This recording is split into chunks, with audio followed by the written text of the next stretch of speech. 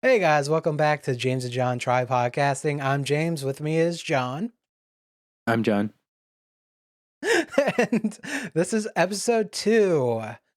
And today you're going to learn more about us. We have 20-ish questions to go through that we got from our friends. I was about to say family, but I didn't get any from family. How about you, John? I don't I don't think so, but I don't even remember who I got questions from. I'm sure they'll feel special. Except for Garrett. Oh God.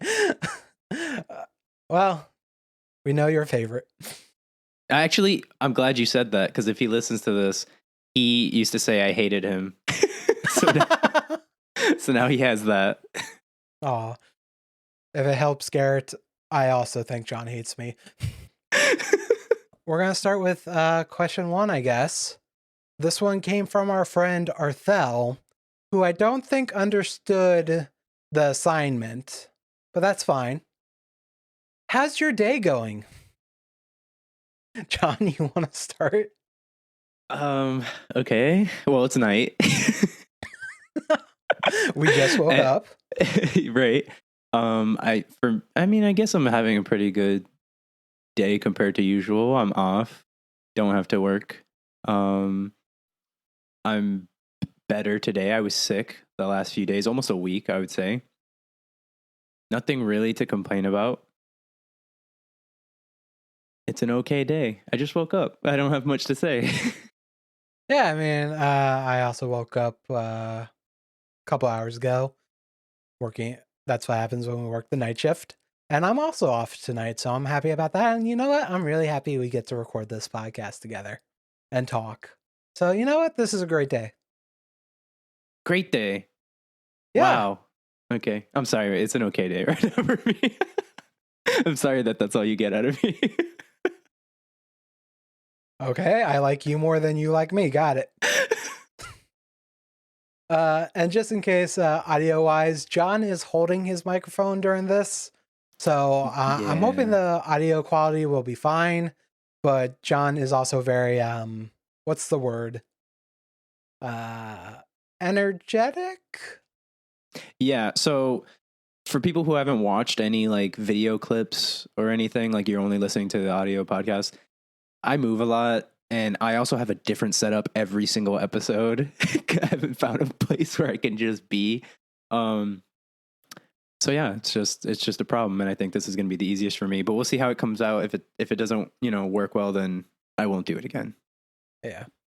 Okay, so second question. How did you guys become friends? I think I put this one in. I guess I'll let you know what I remember. Okay. But we became friends in high school. You and me had a math class together. You were afraid of the math teacher. You hid behind me. You sat behind me and hid behind me because I was a big fat piece of shit. And then you recognized me in lunch and sat down next to me and started talking to me. And then it took about a couple months before we learned each other's names. Okay. So I can jump in now, right? Yeah. All right. There's a lot. One, I was not afraid of the math teacher. Okay. I wanted to avoid the math teacher because she wanted me to do things and I wasn't going to do them. And it was an issue. Like, you remember she would call me out every time she saw me doing literally anything. Like, I remember I was, I mean, I understand in hindsight, but I remember I was reading a book and she like stopped the class to scold me. But I was like, you put me in this class that it's in the middle of this. I wasn't supposed to be in that class.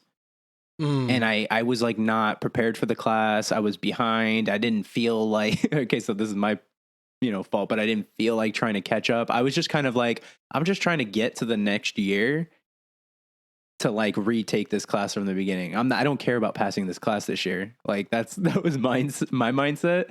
And she was frustrated because when I did put effort, clearly I started getting it. And like, I guess she was like, you could still pass this class. But I was like, I don't care. That was my mindset, So I was just trying to avoid her. I wasn't scared of her. She was pretty intense though. Like, yes. yeah, she was There pretty was intense. a day because You like were not in school for like a month or two for Yeah. whatever reason, Not for and whatever reason. I was, again, it was a rough time. And I was just done with that school year. Like, that's what I decided. I was like, I don't care about this school year. I'll continue next year. But it got to a point where I actually got, what's the word? Oh, a truancy charge or something like that. oh, Like, yeah, like, where you're not doing what you're supposed to do as a minor. You have to be in school, right? Up until a certain right, age, right. like where you could, or unless you drop out or something. So they were going to expel me, actually. Yeah. So my mom, of course, was like, you better, like, you better get your fucking ass up and get your ass to school. So that's why I was like that, though. I was just literally showing up just to show up for legal purposes, not for like any reason of like trying to get an education for the rest of that year, you know? But yeah. So But yeah, there was a day. So you weren't in school for like a couple weeks, and then I guess she knew like you and me were like friendly or something. She's like, "Where's John?" I'm like I know John, I but know of John. I, we're not that good of friends at this point in time. So I was like, I don't fucking know. I see him at school. He's not at school. So yeah, I was just like, also, why do you care? You're just like, You have like 30 other students.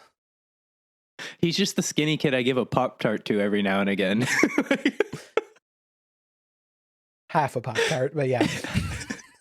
um, but then also, like you said, what was the end of what you said? Like, You saw me at lunch, yeah, recognized me, sat down, talked. I don't know. You said something else that I was going to dispute. We didn't learn each other's names till like months Oh yeah, in. you said months. Yeah, for me it was longer than that. You knew my name before I knew your name. That's for damn sure. I knew your name longer than you remembered my name. Sure. Yeah, you told me your name, but I'm saying there was a point where I like literally didn't know it, but I was like, this is too long of a friendship for me to ask. That's how I felt. I was like, I think I might go the rest of my life without knowing this man's name.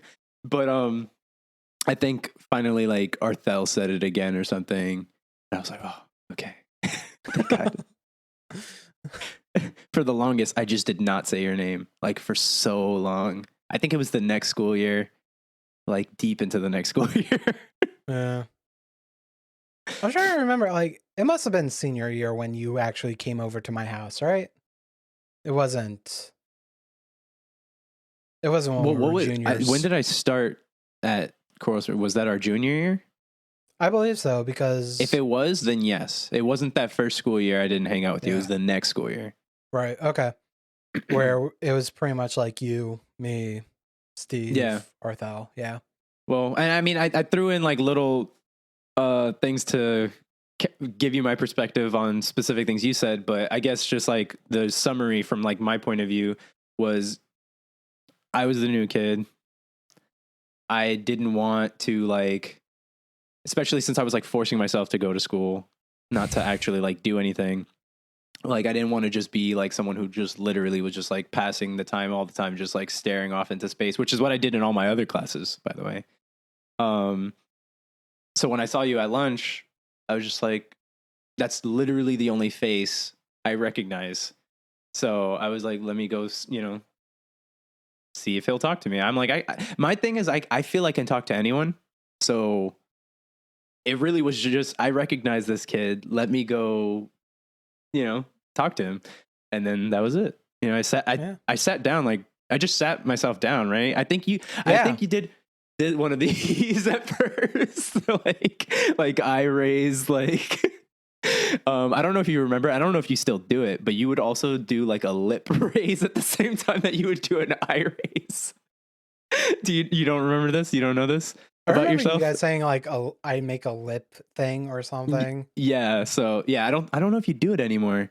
I mean, you do that, but it was kind of like that, and people can't see this, but the point is, you made a face where it was like, what is happening? But also you didn't like tell me to go away or anything. So All we right. just started No. talking. Um, did we start like what was the thing we started? Was it video games that we just started talking about? And then we were like, oh, that's something we have in common. Yeah, I think so. And then like I just remember like I had an Xbox, you had a PlayStation. Hmm. I was just like, "Oh, you must have played this, and this," and you're like, No." Like I remember telling you about Little Big Planet, and like, "Oh yeah, this thing looks so cool, blah blah blah. It's only on PlayStation though, blah blah blah." And I think you got it. I did, but was that one out at that specific time? I think it was coming out. There was Yeah, I other think games so. that had already been out that I didn't play, and you were like, "What do you even have a PlayStation for?" But I think that was one of the games coming out, Yeah, and you were right. It was a great game. yeah. That I know video games. uh, and yeah, we just became friends, and we kept talking to each other after high school. You needed rides every now and again, and at some point I got a car, even though I fucking hated driving. Yeah. Also, we kind of had a bigger friend group after a point where Arthel and Steve were like pretty constant. You know, whether we were Yeah. playing video games online or just showing up at your house and knocking on your window or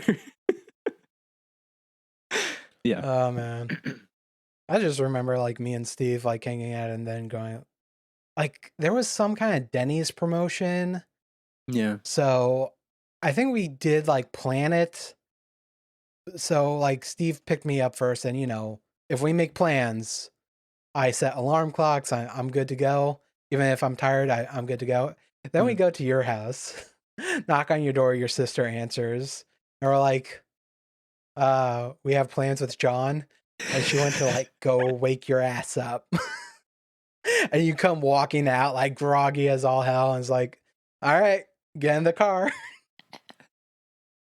Yeah. The That's probably for another time, but that is the point when I say now that after the fact I realized I was depressed. You know? Uh So during that time I was depressed and no one noticed for some reason. Um Even though I was totally acting unlike myself. But um as someone not my friends, because I was already in okay. that mode when I kind of met you guys. You know, like I was already on my downward Yeah, I mean, march. you were always tired, and then not only that, you always kind of had a job. Like you had a job in high school, I believe, right? Yeah. Mm-hmm. And then I Movie don't co. remember if you had a job at that point or if you were just in school or something. I don't remember exactly, but you were always something. And I was like, Mm-hmm. oh, of course he's tired. He's doing a job, or of course he's tired. He's at school, stuff like that. Or of course he's tired. He played all of Castle Crasher in one night. You know. Um, Okay, that's the better excuse. Is like when I would just go insane. Like, but again, that I feel like that's also a sign of like a mental illness. oh yeah, Is that I hyper was like, focus. Yeah. yeah, I was like, I just need to focus on this thing so I don't think about anything else, you know? And yeah, and I would force you guys to do it with me. Like Oh god. remember Battlefield, which one was it? 42? 1943, 3? 42 maybe. Um It's one of yeah. them. It's the remake of the 1940 whatever. Yeah. That was When a it good came game. out, it was a great game, but we literally did the same thing over and over because it was very simple from when Yes. the game came out till deep into the next day. Like, Honestly, that wasn't the worst. The worst was Borderlands. It was oh, me, Steve, and you. well, it was the Um, worst for me too, if that counts for anything. well, no, the reason was like we were playing it. I think I was getting tired. Maybe Steve was getting tired. And we're like, okay, we can finish this up next time. And you're like, no, I'm never gonna pick this game up again. We gotta beat it now. And I just remember going like, what? And then we beat the fucking game. I think we got to like the halfway point when we were tired. So we were like, okay, no more side quests. No, we're just gonna beeline the fucking end of this game. And it's just like, fuck you, John. I didn't like it though.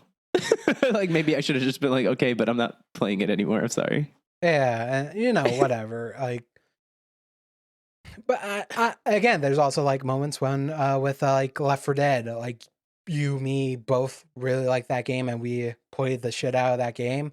And I love Left 4 Dead too. I hated that you were not on board of that game as much as I was.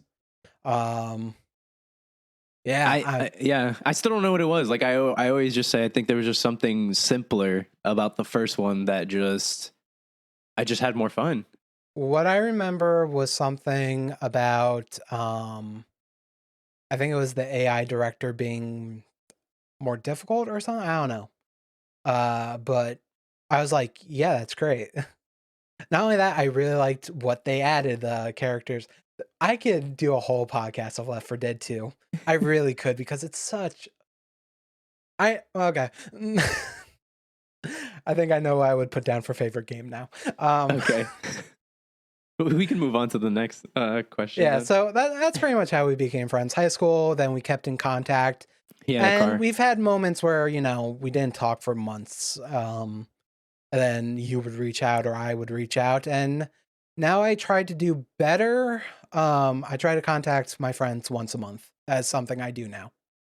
That's a good rule. Maybe I should need to do that because I'm terrible. Pretty much, I've been doing that since I made friends at this job, and then they abandoned me.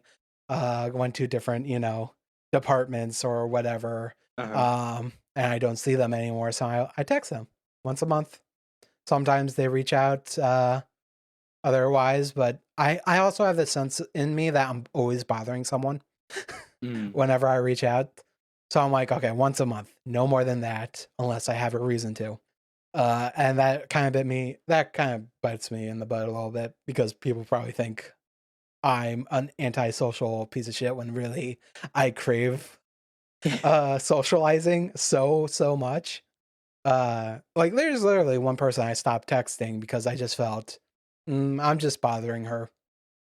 Nah, she there was like twice she never responded back to me. I was like, and one of them was like Merry Christmas. No response back. I was like, well, that one's easy to respond back. What if she doesn't celebrate Christmas? No, she does. Oh, okay. Oh, shit. When we worked together, we were talking about like the holidays because I was saying like, oh, for Christmas and New Year's, they pay double if you work here, blah, blah, blah. If you're, not big into those holidays. And she was like, oh no, I love Christmas. Me and my family always does a big thing, blah, blah, blah. And it, like even if she sent like Merry Christmas like the next day or something, like whatever, it was just like that. And then like another time I tried to reach out. So I was just like, you know what? I I honestly do think I'm just bothering her at this point.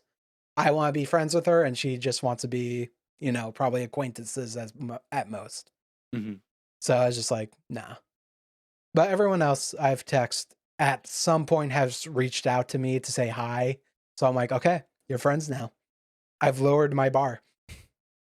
I don't know if you remember that, but in high school I was just like, no. Most people are acquaintances.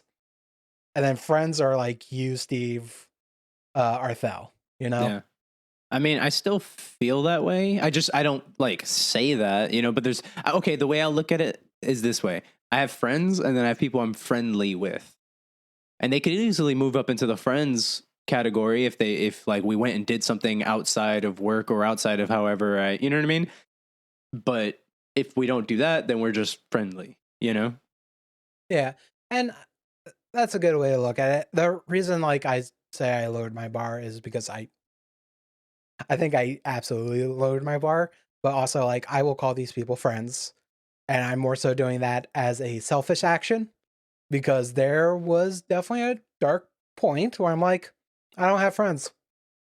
Like even with like you, Steve, and Arthel, like I think like a month or two went by, and I was like, oh, no one gives a shit about me. I haven't heard from anyone. I could be dead. And then I was just like, nah, that's a stupid way. They have their own lives. They're doing their own things. I should just be the one to reach out because, I got nothing going in my life. I feel like more people feel like that though. Like Yes. during the pandemic, Oh like because yes, I that absolutely. thought has crossed my mind, and people do reach out to me, but it's like sometimes I feel like I don't know. I mean, it's tough. Obviously, it's tough for you. You live in a different state, but it's like I don't see anyone. You know what I mean? Like that's how I feel, and I'm like, that's I don't know. I don't know what that is. I mean, it's still Yeah. friendship, but it's like it just feels different. Like especially me, like I really like to talk to people, and like I was like the only person who would just like call people all the time, but like that.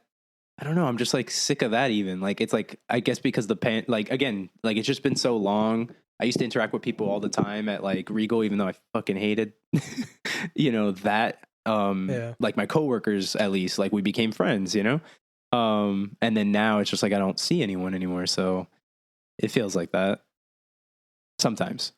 Yeah. Well, I mean, so many people did things that I kind of wish I could have done with friends. Be like, hey, let's all get on Discord and do a trivia night, or Hmm. um, fuck it, let's just all order pizza at our own homes, get on Discord and just chat, while And you eating kind of pizza. got I mean, like when you got us to play that game, Jackbox? yeah, I want to do that again, but I'm just like, it's hard to get everyone. It's yeah, kind of a and miracle what like, happened the first time. I feel like now. yeah. Well, you were kind of consistently getting like Thursday nights off for a little bit there. Yeah, because we had Um, people. yeah. It's amazing when you have coworkers. And well, the thing is, like, I mean, you don't have a set schedule. I have a set schedule, thankfully. And Mhm. I can tell my job, like, hey, I can't pick up. I got plans. And if they push it, I'll be like, oh, you want to be down a overnight person? Because that would really fuck them. Yeah, Thankfully, it has never gone to that point, but I have that in my back pocket because I'm just like, fuck this job. yeah, Let's move on because we'll talk more about jobs in a little bit. yeah. Number 3, do you wipe sitting down or standing up? I feel like this is an internet question. I did not even know. This was a thing. Yeah, like I standing up. Like I didn't know sitting down was like such a serious thing. Wait. So you're saying you do standing up? Yeah, Me too. That's why we're friends. I'm just like confused. I feel like women would more likely wipe sitting down. Like Maybe. I don't know. It's just okay. Honestly, I just don't know how to like maneuver. And I always kind of thought that was like because I was, a big guy. Oh no no no! I see what you're saying though. Like just because you said maneuver, I could see people. I don't do that, but yeah, I could see like someone wiping sitting down. But that just seems like lazy to me. Like just Yeah. stand up. I don't feel like you get a good wipe. Then again, that if they're a person who does that, they've probably been doing it their whole lives. Like they've mastered wiping while Yes. sitting down. Well, I I'm don't have glad. much to add to this. Yeah, neither do I. I'm just glad that this was not podcast ending for us. So that's I don't think good. it would have been. I People know what you mean. It would have made it more interesting because then I wouldn't want to know the details, but I feel like I'd have to know the details. Oh my. What is something you do to relax and unwind? Depends. Um, Yeah. okay, so let's say I'm getting home from work, Yeah. right? So that scenario, I'm gonna doom scroll. You don't know what doom scrolling is? I don't think so. Okay, so doom scrolling is like the world is terrible. Let me see what social media thinks about it. And you're just scrolling through nightmares. Oh. Um so that's one thing, and that actually relaxes me for some reason. I guess because it takes me out of my personal life. You know what I mean? Like it's Mm. becomes much bigger. I mean sometimes that backfires because then you're like, oh my god, like everything sucks.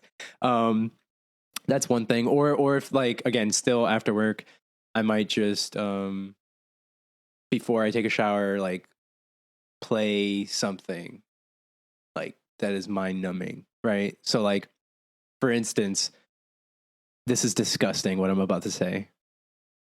Assassin's Creed Valhalla. Remember I told you it's a long game. Oh yeah. I've been beat that game. We beat that game. Oh I'm still playing it, and I have 190 hours in that game. Jesus. That's because Michelle triggered like my completionist Oh god. thing. Because I got over that. Like you saw. Remember, I used to have to platinum every freaking game. Yeah. Like I had to get every trophy. I was like obsessed. I got over that a long time ago. Like now, it's like if I see I'm getting close, I'll be like, yeah, let me just knock this out. You know, All right. I like this game. Let me do it. You know, I don't. But that's the thing. I had to like the game before, like enough to do it. Like recently. But now I saw her like after we beat the game, she was like running around just collecting everything. But there's so freaking much. It's like unnecessary. It's like it just doesn't need to be. But after I saw her doing that, I'm like, man, she's gonna get like a lot of the trophies, but not all of the trophies. So I'm like, I should get the other trophies. And so in the morning, I would come in and I would knock one out. You know, like I would go get one trophy, like not just sit there and like play forever, but go get one and then go take my shower. And it became like a kind of obsession though, because we actually already got the platinum now. But I still have that as a part of my routine where I come in, I turn on Assassin's Creed Valhalla, and I'll go get like a DLC trophy or something. And the DLC trophies are nightmarish. They're like broken, borderline impossible trophies. There was one that I was trying to get for like a week.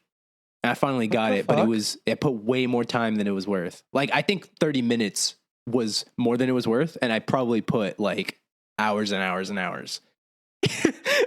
So that's one thing. But then in a more general sense, like if I'm home alone, like I have issues with anxiety, so like my mind races sometimes. Mm-hmm. And like instead of like distracting myself, sometimes I have to like kind of dive deeper in it and like just sit there and like put myself in that alternate universe where all this shit is like happening. I wish people could see James' face. And like just play out those scenarios.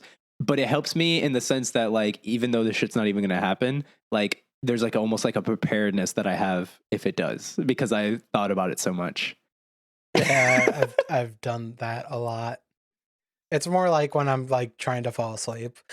Oh yeah, it used to. The thing is, I used to not be able to sleep, as you know. That's why I was always tired. Like when you guys would, you know, come to get me or something, I would have just gone to sleep or something. You know, like I would stay up all night every night, and that's because my mind would just be all over the place. But then like more practical things. I mean, I guess the video game thing was practical. You know, it's just kind of a waste of time though. A lot of things we do in life is a waste of time. Yeah, I know, but it's like it's not even something I truly enjoy. That's what I mean. You know, like other things, it's like I would just go on YouTube, you know, watch some videos, but the videos will be on topics that like I actually enjoy. But sometimes like the way my mind is, I can't enjoy it because like I said, like it's anxiety. So I'm not like really paying attention. So then that's why I do something else like, you know, that, and something I'm happy that I stopped doing, cause that could be a habit and it would be bad, is drinking. So like, when I was working at Regal, when they made me GM, I was borderline alcoholic. Like, oh, Jesus Christ. Yeah. And then I found out that that's a thing amongst like all the GMs. Like a lot of them have problems because the job is, you know, it's tough. It's stressful. Even the ones that act like they have it all together, you know, that's what they do when they go home is they pour a drink. And I seen other people doing this like in my life. And I was just like, I don't want to be like that. And I'm not even saying like they turned out like, you know, bad or anything. It's just it was just a habit that I'm like, I don't want it to be a habit. You know, if I do it, it's just I want it to be more recreational. So I just started like I had a counter of alcohol. That's what I'm saying. Like it got to a point where I had every liquor you could imagine there and everything that I could mix it with possibly. Like I became a mixologist and I was making great shit. I can make you a drink that you would like, James. And I know you don't drink, but I can make you a drink you would like. I promise you that. But so what I was like, okay, I'm not going to buy anymore. I'm not going to replenish. So I was still working, you know, through what we had with Michelle. But as we were running out, we were just running out, you know, and then eventually the counter was empty and I just didn't buy anymore. Yeah, like, those are the things that come to mind. I'm sure there's a lot of other things, you know, obviously, you know, people, you know, you watch TV, you watch a movie, you know, Yeah. when Michelle's here, I'll just talk to her, you know, stuff like that. But that's what came to mind when you asked the question. Yeah. For me, it's kind of like watching YouTube videos. I need to catch up on so many YouTube videos because I don't really have time to watch the long ones during my work week. So a lot of times I'm just like laying in the couch watching videos and kind of consuming them, kind of not consuming them. But I definitely did the video game stuff as well. Probably games more like Minecraft, more like I kind of did this with the remakes of Pokemon Diamond, Pearl, uh, and like Harvest Moon, Stardew Valley, games that don't really take a lot of brain processing power. And a lot of those times when I played those games, I would listen to a podcast as well. Like I think podcasts are I get addicted to certain podcasts, then I'll like after introducing you to one that you didn't even keep up with, you just listen to the first 3 on YouTube and the rest of them are on on a podcasting app. I re-listened to those 3 and then now I'm going through the archive again. Uh that's a good podcast. I really like it. Um, just because I don't know, when you were talking about games and like not taking too much of my power, something I really got into, you sent me, and I'm surprised. I send my scores to Michelle, but I don't send them to you. Wordle. Oh, That's been really helpful for me actually, because it takes nice. enough brain power for you to not think about anything else, but it doesn't demand too much time. So it's like you do it, and then Right. there's not another word you can do until the next day. So I feel like it's almost like the perfect kind of one of those games. You know what I mean? Like, I love it. I love it. Yeah.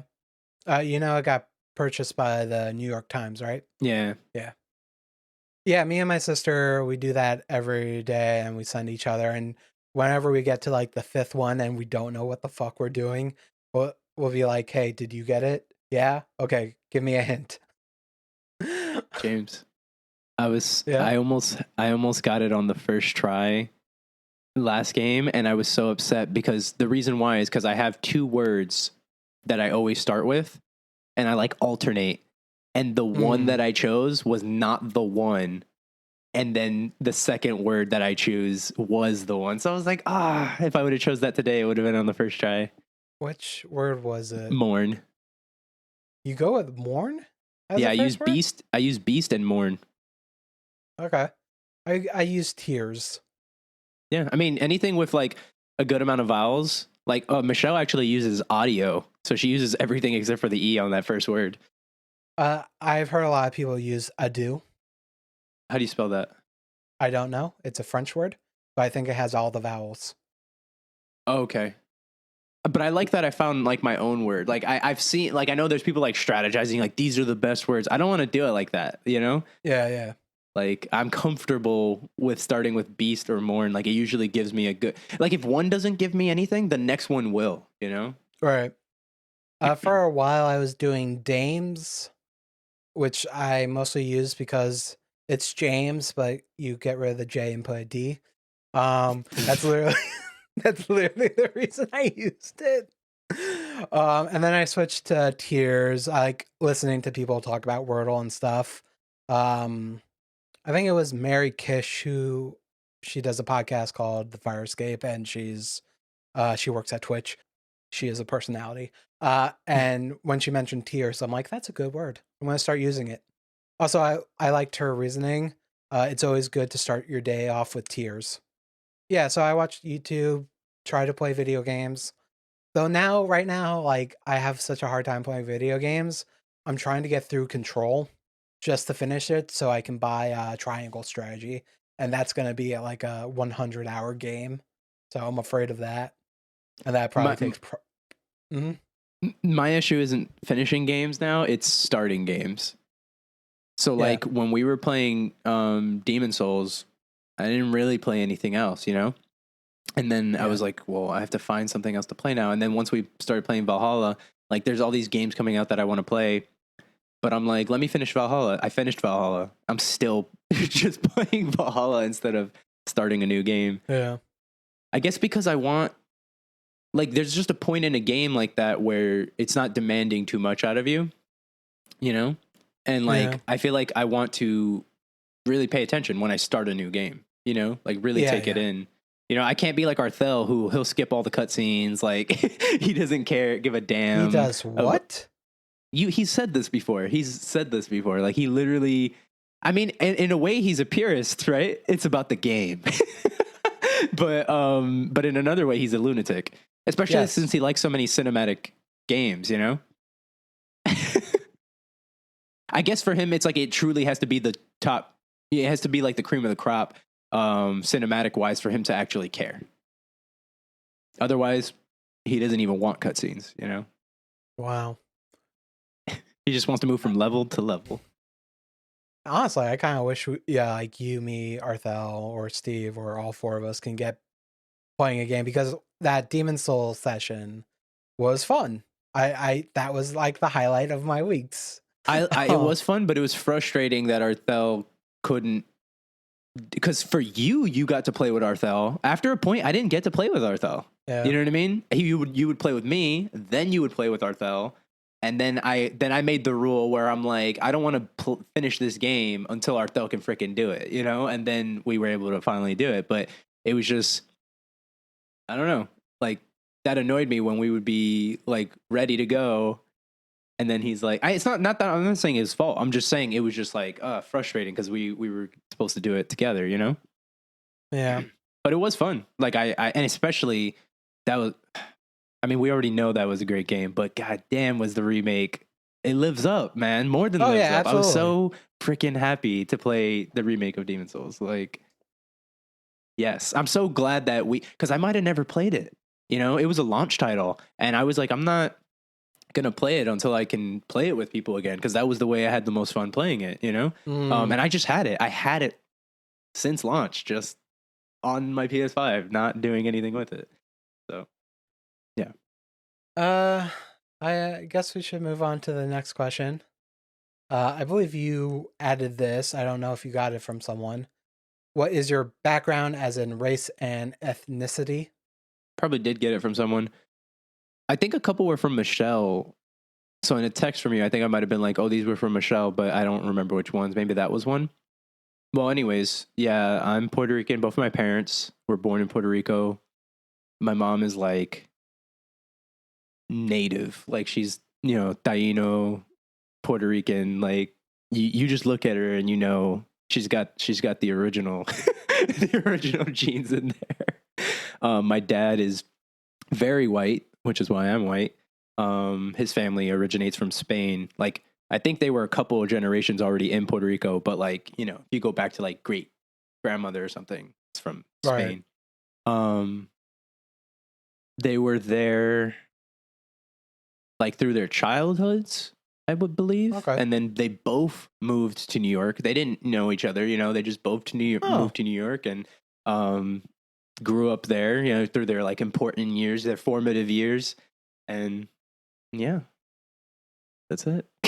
Yeah. I mean, I say, I don't want to say it anymore, but I would say a lot, I'm a shitty Puerto Rican because like I don't know Spanish, you know, but it's not really my fault. Like, I don't know if I've told you, I think I've told you this before. Like my mom, since she grew up in Puerto Rico, like when she went to the United States, like there was some, I guess, bullying because of her accent, and, you know, so she didn't want me to go through that, but I don't think I would have, because, you know, there's a lot of kids who only speak a certain language with their parents, but they, from school, they learn perfect, you know, or near perfect English. But point is, she was essentially like assimilate, you know, like that's pretty much what she was like, you know, on. And obviously it worked because like I definitely come across a certain way. I sound a certain way.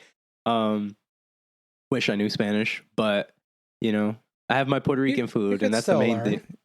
Yeah, I could.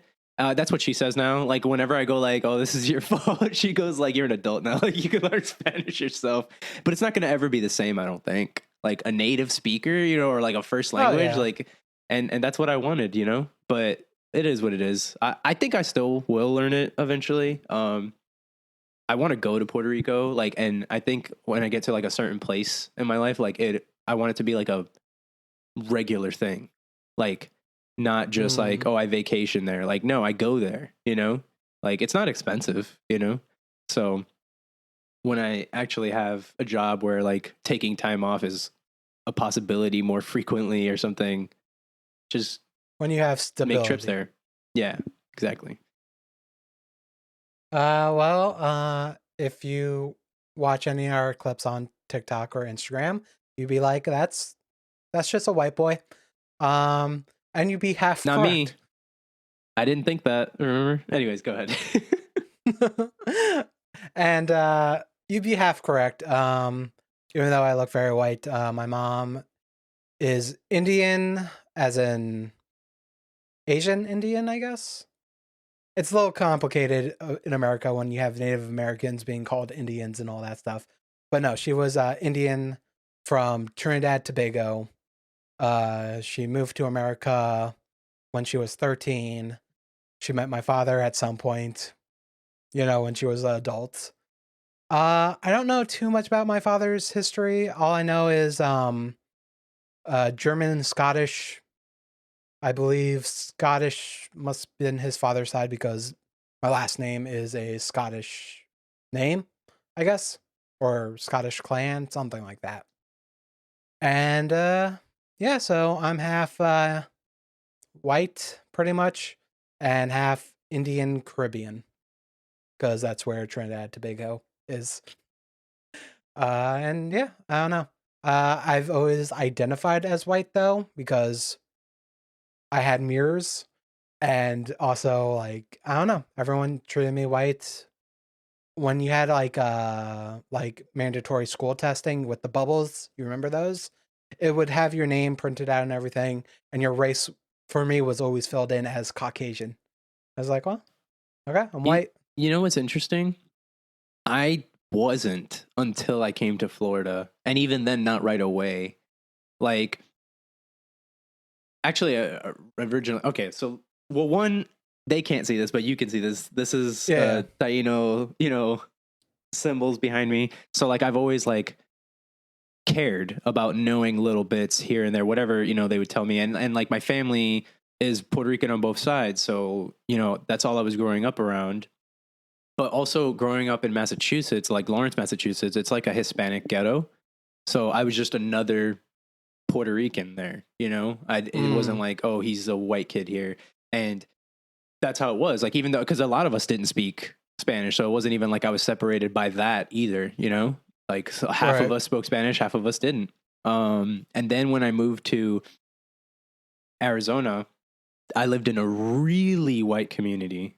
So because I was like a little at the time, like I never viewed it that way, and obviously now I don't believe I come across that way in any shape or form. But they kind of knew I was a little ghetto, you know what I mean? Like, and that there was something different about me. So when people would pry, it was kind of racist because I would say like I'm Puerto Rican, and they'd be like, oh, it all makes sense now. Oh wow. Yeah, um, and it was very weird dynamics over there because there was like racism that I didn't like understand. Like, I guess when people's parents found out I was Hispanic, they thought I was like Mexican at first, and that was a bad thing. Then Oh. they find out I'm Puerto Rican, and all of a sudden it's like, oh, that's not as bad, right? I'm like, what the What? fuck? Yeah, I know. It was so fucked up, and I like internalized that at one point, and like, Oh.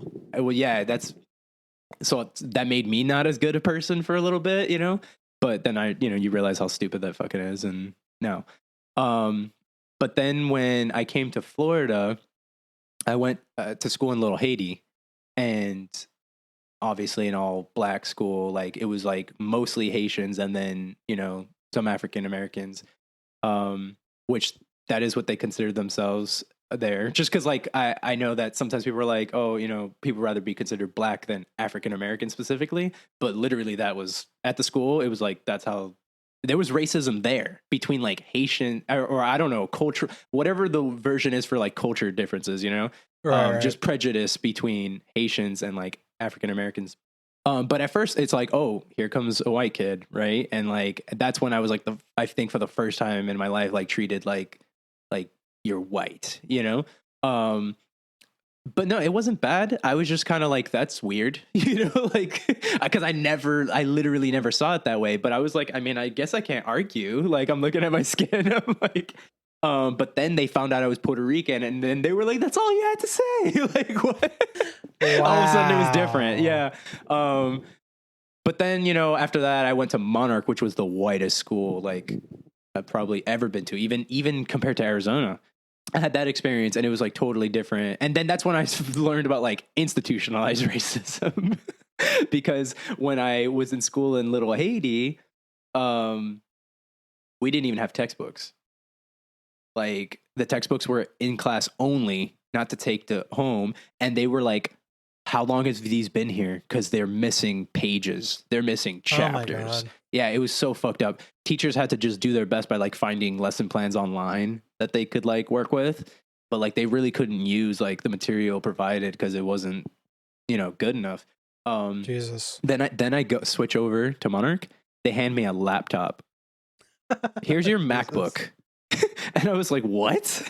You know, and that just shook me, and I was like, how can this be? And then, you know, you Right. start thinking about the world differently. And then that's when I, you know, went to our school, and I felt like that was a better mix. I was happier to go there than, you know, Monarch, that's for sure. And yeah, at some point I had to settle that I'm like, because it was like a conflict almost. Like I feel like once I left, you know, a school where I was like kind of like the only, you know, white skinned person, I didn't want to be considered white, especially after that Monarch experience. You know what I mean? Mm. So sometimes I'd be like, no, I'm Puerto Rican. Like I would like fight it so hard. Um, and especially that wasn't like my experience in other places. In other places, it was like, yeah, you are Puerto Rican. You know what I mean? And I was like not treated well. But now it's like obviously I'm like white passing for sure. Like the way I talk, the way I present, the way people see me sometimes. You know, there's people who like know right off the bat, I guess because of my like hairiness. Mm. But Right. yeah. So I like definitely have like, you know, things that work out better for me. Like my fast rise, you know, in places of work, I think could probably be attributed to that. Like not saying I'm not good at my job, but there's people who be there like years and it's like I'm there months and I get the job they've been trying to get.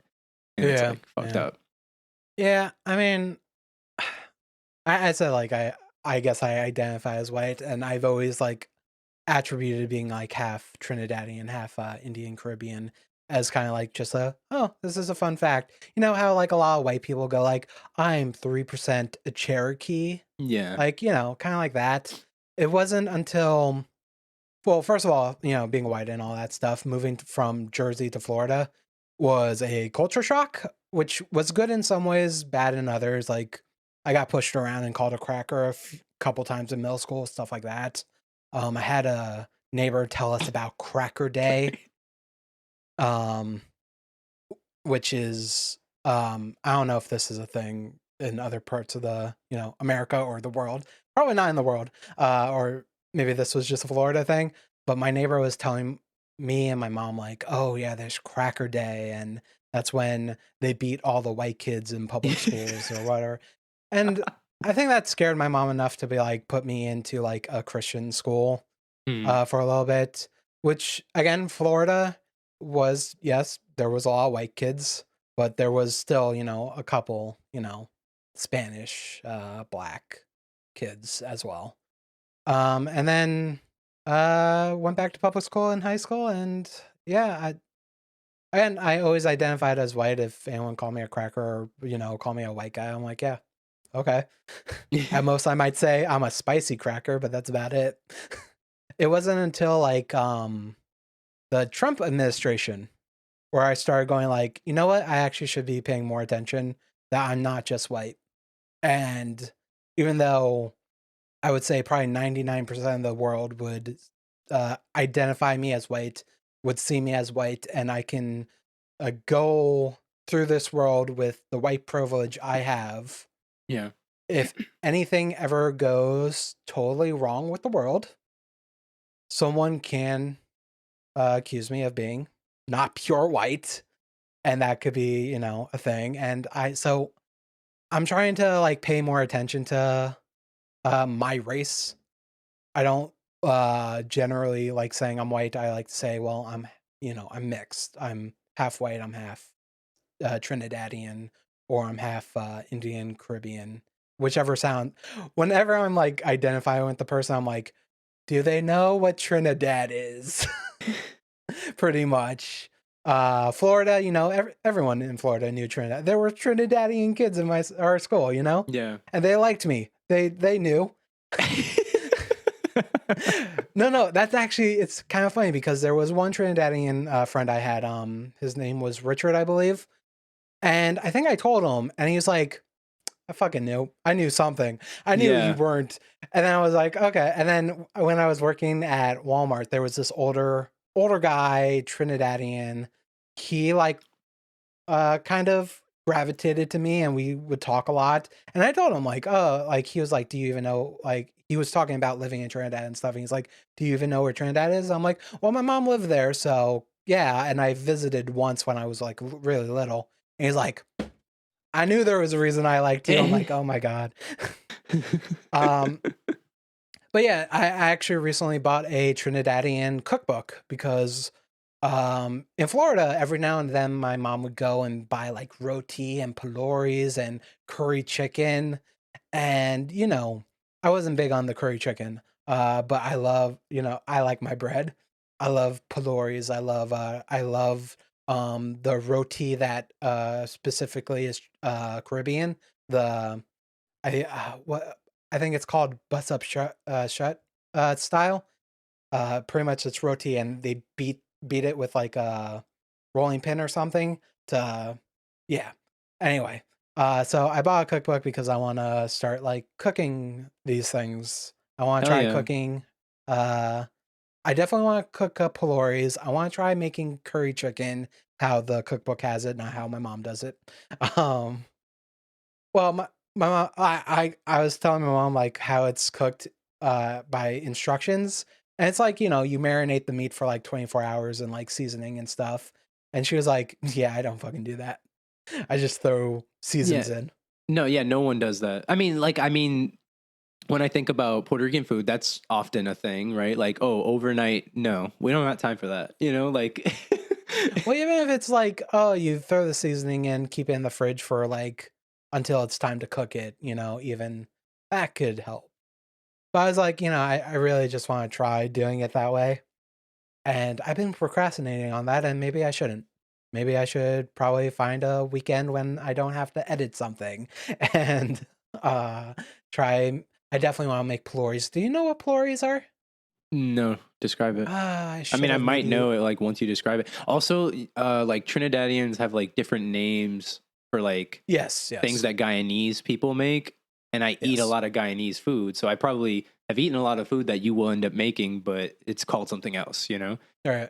Because the listeners wouldn't know. My little brother is half Guyanese, and so his side of the family, or his dad's side of the family, they're Guyanese, and his mother or grandmother, I mean, is from Guyana, and she's an amazing cook.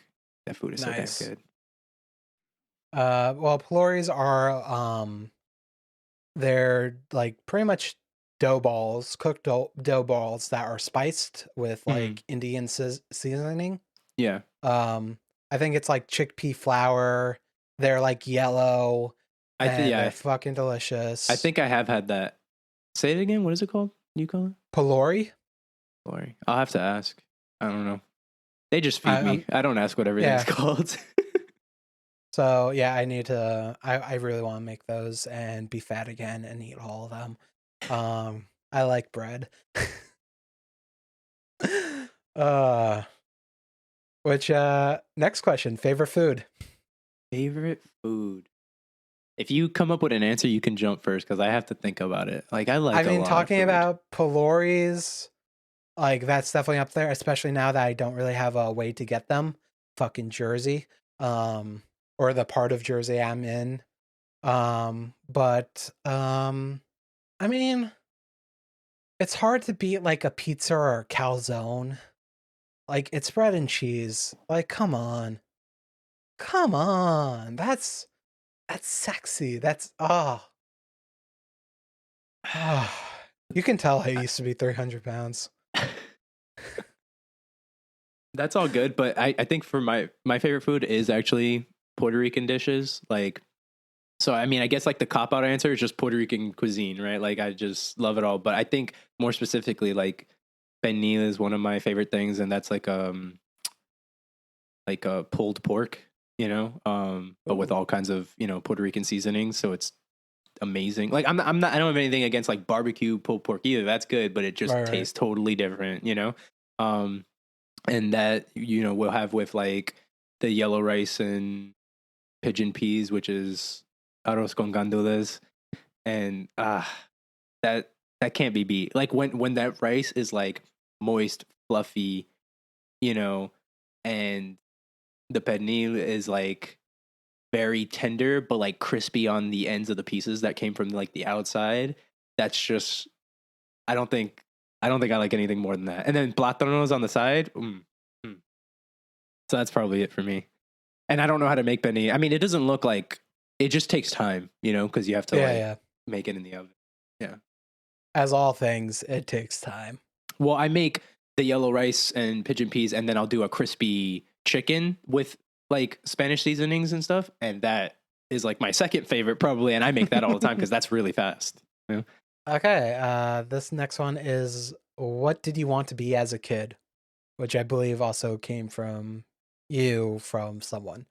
I think Michelle as well. I don't know. I'm gonna stop guessing. Yeah, yeah. Um, I I know mine. wanted to be different things. Like so, Same.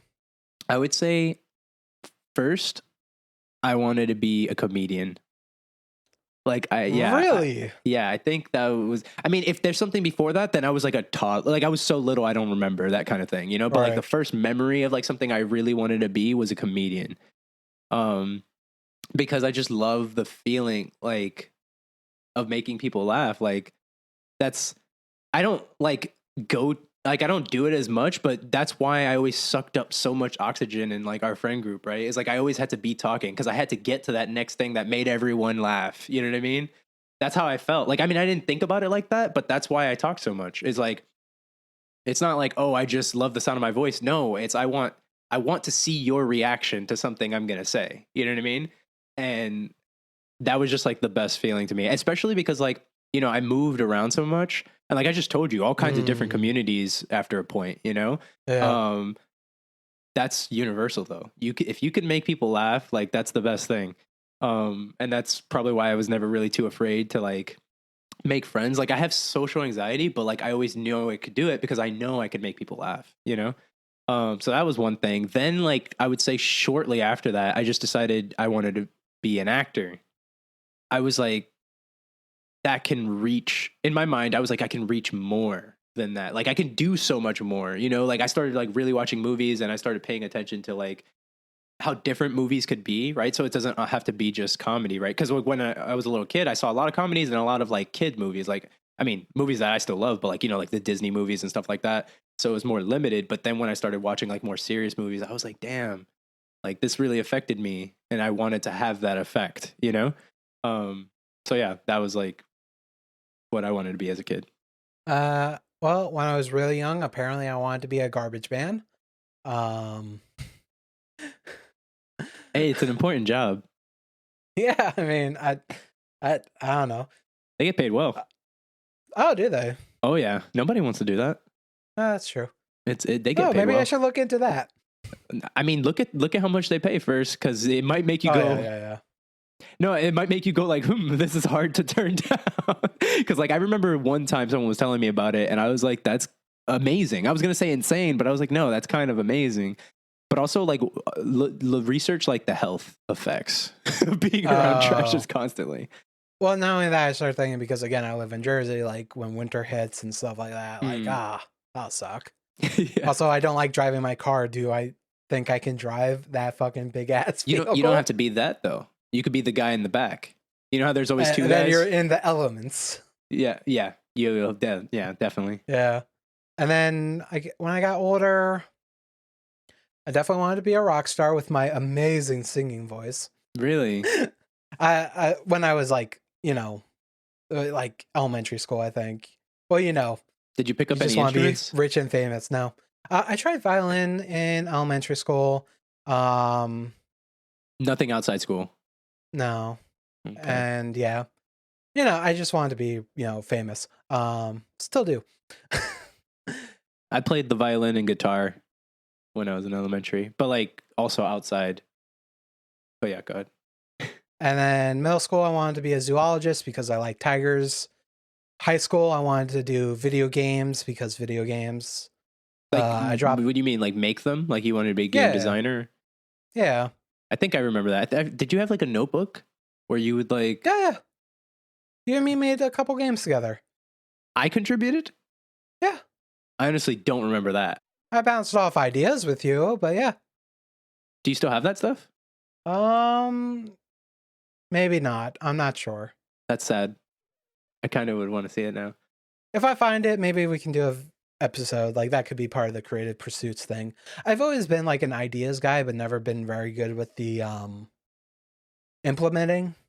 Yeah. Um, especially with video games, you kind of have to learn things. This podcast or like even like doing video stuff, like the learning things is a little bit more Well, you can do on your own. a lot of great like game directors don't know shit about the actual That's true. making of the game. Like, that's kind of why it works sometimes. Like, why you get something special because Yeah. they're asking the impossible. So when they do the impossible, now you just broke ground. You just made something new. Like Hideo Kojima, you think that man knows what he puts his team through? I mean, I'm assuming now he does, but like, there's that. David Jaffe was definitely that kind of guy. Um, But I think that kind of role is starting to be like phased out in a way so you think because Neil Druckmann doesn't have a place in this industry? I was just saying like I feel like the David Jaffe's, the Peter Molyneux's, the who's the epic guy who did Gears of Cliff War? Cliff Blazinski. Yeah. Like you don't have those anymore, I don't No, feel I like. think you don't have those people trying to be personalities on top of that. I think Mm, that those people are still generally the heads of studios. It's just that they have a more collaborative nature instead of like a dictatorship. They're not trying to all be true. auteurs like Hideo Kojima. So I think you're right to an extent, but I think you still need that strong presence or else how can you have a vision? You know what I mean? Like it can't just be totally like crowd, sourced like designing. It Yeah, just yeah. becomes really all over the place if that's the case. And yeah, I like again in high school we started hearing like how video game developers were, worked Miserable. extremely miserable hours. That's supposed to be changing And too though. hopefully more and more places unionize and can get better benefits. And even if there's always is a crunch time, there could be like maybe, hey, you get extra days off or something like that. Or hey, we don't fire you after immediately putting out the game because Right. that also happened. But yeah, I don't think I would want to make games, or I don't know. Again, we kind of talked about this before the podcast, but I don't really want to code. That just sounds like it would be. That doesn't sound my kind of thing, and I'm not artistic enough to do anything else past the idea side, And then to be in the idea side of things, I'm not trying to convince you to be a game yeah, director, but I yeah, don't yeah, think you're yeah. giving yourself enough credit. I think like Wow, I you think if know you have me. an idea and you have a vision with that idea, it's possible. You know what I mean? Like and if you can get people to rally behind that, that's the job, You're pretty much a manager, Yeah, And yeah, like you're just trying to keep everyone on the same page. And it's not necessarily about you coming up with every idea or being so artistic. It's about being the one to go, I'm looking for something more like this, or no, that's not what we want, or I want it to feel like this, or I want it to play like that, stuff like that. And then those people it's their job to be the experts on how to make that happen. yeah. But that would also needing people who can do those jobs, which I do not have. Um, which would explain the times I tried to push, all of us doing like videos and all that fun stuff.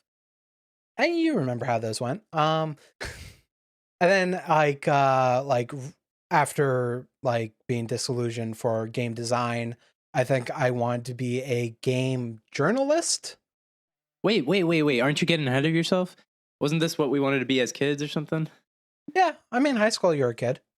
Oh, so as in high school you still okay. Yeah, I think it was like senior year we were talking. I was like I would like to be a game journalist or what I was calling a game journalist. I think it would be more like a game But you didn't want personality to go to now. school. Yeah. Because I actually think that was a very attainable thing. Like you go to school for journalism, it's probably not that hard to be a video game journalist. Actually it can be difficult because first of all, a lot of game journalists are like in San Francisco, LA, or New York at the time because that's where the offices were. So Yeah, you but that's didn't not get where they start. A lot of them, they apply to these places and then they move there when they get the job. yeah, of course. And I guess I just was like, I don't know, I tried doing it on my own. I reviewed a couple things and, I don't think any of those reviews were good. But also like doing those reviews, I kind of learned like, oh yeah, I don't really like doing this. Okay.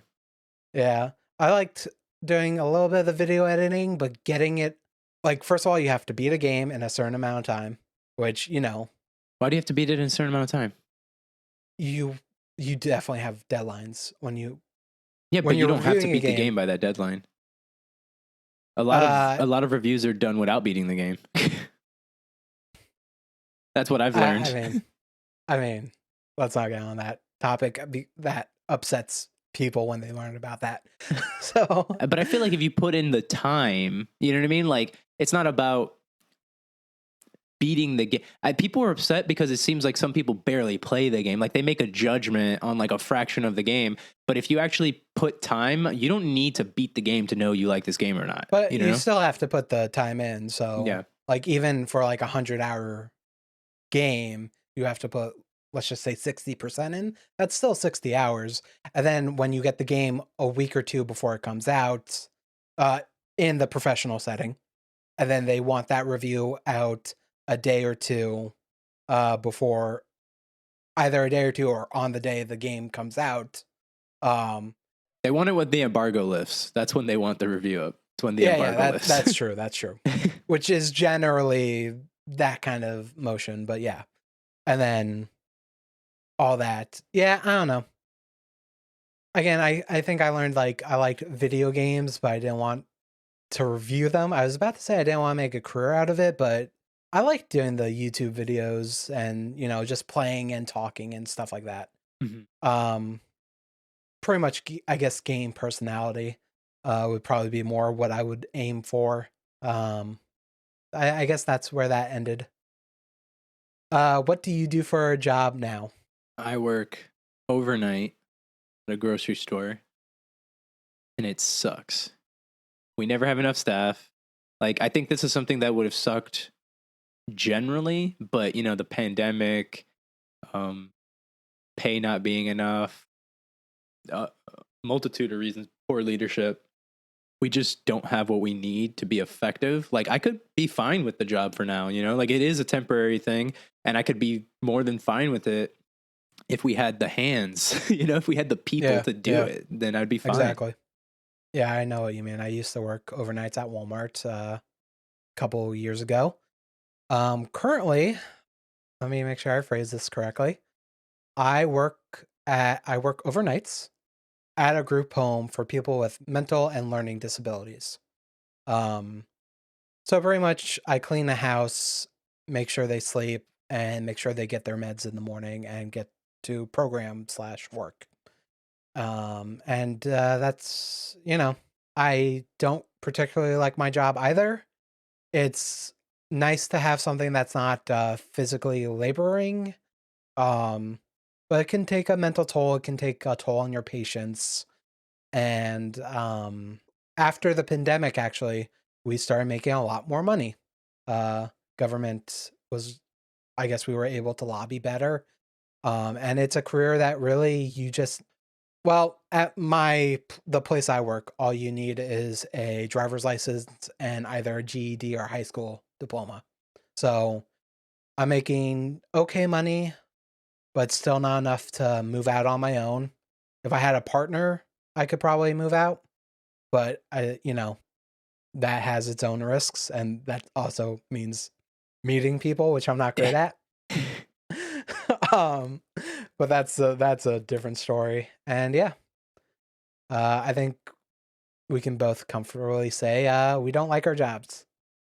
I think you have a better opportunity of getting another job that pays better because you do have a college degree, right? I have a college degree, but I also was a GM, for a while. Like when you manage any group of people like that, they'll kind of just take you almost anywhere else, even if it doesn't directly translate. Like you can learn because the main thing is Yeah. managing people, and yeah, I definitely could. The problem with that, I mean, with the degree, like that's stuff I want to pursue for sure, which we'll get into because that's like, I think, a coming question. But with the experience, I guess it's something I want to be able to use, but without going specifically into like being a general manager again. Cause like that's just draining for me. Yeah. There's people who can do it. But like I told you, I find out a lot of the GMs. I feel like if you have to drink after every shift, it's draining you, Yeah. Yeah. Again, like I don't think I would want to take a management role unless it was something like this, like doing the podcast, doing creative stuff. Because I do think I can manage pretty well. In some sense. I don't know. I guess you're the judge of that. Uh No, I think so. You're pretty organized. I think you think from other people's perspective, which already makes you better than most managers. So you would actually be good. You would actually be pretty good. and yeah, so I don't even know where that thought process was going. But You're also just the saying we, problem we with don't want to. yeah, Oh, what? Well, you were saying that I would be more qualified to get a higher paying job right now. That's yeah. that's all you were saying. And the only thing I will say is um like let's just say you want to go from your grocery store to a different grocery store, like a different company or a retail position. Yeah. Having that GM can actually might also be like a stop you from getting jobs because they'd be like, "Oh, you're too overqualified" or some Yeah, shit that like was that. actually a problem with this job. It took a long time, but like I said, hiring is a problem.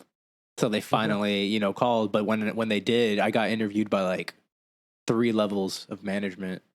It was like, you would have thought I was going to work for like a Fortune 500, company, and I'm gonna be an executive or something there. Like, it was weird. But yeah, you're right. Next question. What do you want to be doing for a job? I guess I kind of hinted at it quite a bit, but I would love to be doing more podcasts. I would love to be working with other people doing videos. I want to do a tabletop like thing. Yeah, I want to be making content for people that um is interesting and fun and make people happy because I've actually thought about this a lot. Probably my darkest moments, um, I always had some kind of piece of content, an endurance run from Giant Bomb, a let's play from some random YouTuber, something that kept me grounded, and I will always appreciate that, and I guess I kind of want to do that for other people. How about you? But yeah, for me, I definitely want to be like my degree was in multimedia, and that is what I want to do. Like I kind of moved away from that to make money. But Of course. like recently I was on the set of a music video, and to me that just like reminded me how much I want to be doing stuff like that, you know? Like being around creative people, trying to get this vision into like this final, piece of media, art, whatever. Like that is what I have wanted to do for a long time, and then it was just reinforced doing that. And then I think I feel like I become more myself in that situation. Like I feel like I'm kind of distant from like who I used to be or something. I mean, people change, but like I mean, Yeah. just like that creative muscle it's like a muscle. It actually is like a muscle. Like I don't have it anymore. I feel like I need to start pushing it, because you ask me like to contribute to this, and I can't, like, often, you know what I mean? Often I'm like, I can't think of ideas anymore. Like, what is this? But before it used to be like this, you know what I mean? It was always something that we could have done. Um, so, and that happened like when I was on the set, like I would think of things and I was actually contributing more than what I like showed up to do, because you're in it, you know what I mean? Like you're just immersed, and it was fun. And I know a job's a job, like it's still gonna feel like a job at times, but when you're doing something you enjoy, that's gotta be better, right? Than like what we're doing now. Um, so yeah, I guess like the ultimate dream is still to be like a director, but it doesn't have to be that. Like I said, I went there to be an extra. And Yeah. it ended up being more than that, but just being there was fun. Like just being there was, interesting, and like stimulated me more than what I do. So, So I guess I kind of want to ask this, like, because director, or what, is kind of more of a background, I guess, kind of a thing to the creative process. yeah. Where I guess for me, I always wanted to be in the foreground, Uh-huh. in front of the camera. So would you say you would probably more prefer like a background to the creative process? It's tough because like the question I have for myself that I don't have the answer to still is the reason that I want a background position now because of my social anxiety has taken over to the Mm, point where that seems preferable just because it would be like less draining on me.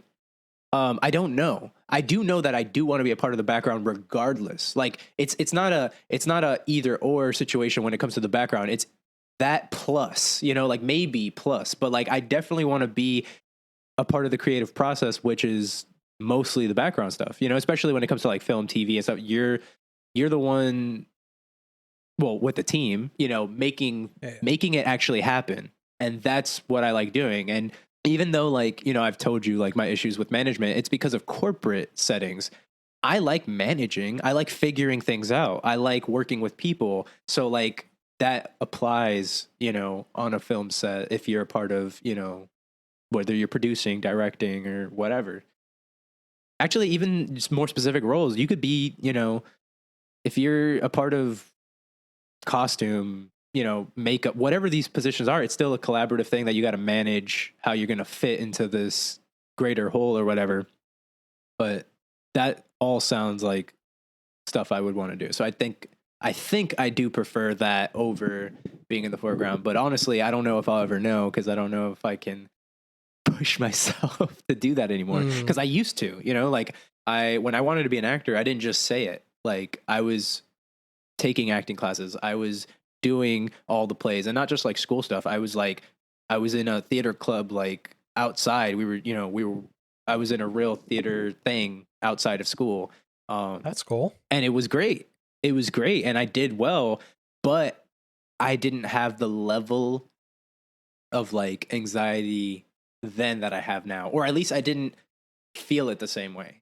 Like back then I used to get migraines all the time and they never knew why. And my theory now is that it was because of that. Like I didn't know how to deal with those feelings. So then I just pain, Mm, because as I started to like think more about like there's something wrong with me, that started to go away. Like I haven't had a migraine in a long time now, and I don't take anything. So nice. Okay, next question. Favorite genre of music slash favorite album? rap. And my favorite album is probably My Beautiful Dark Twisted Fantasy by Kanye West. It's just perfect. And it goes so hard.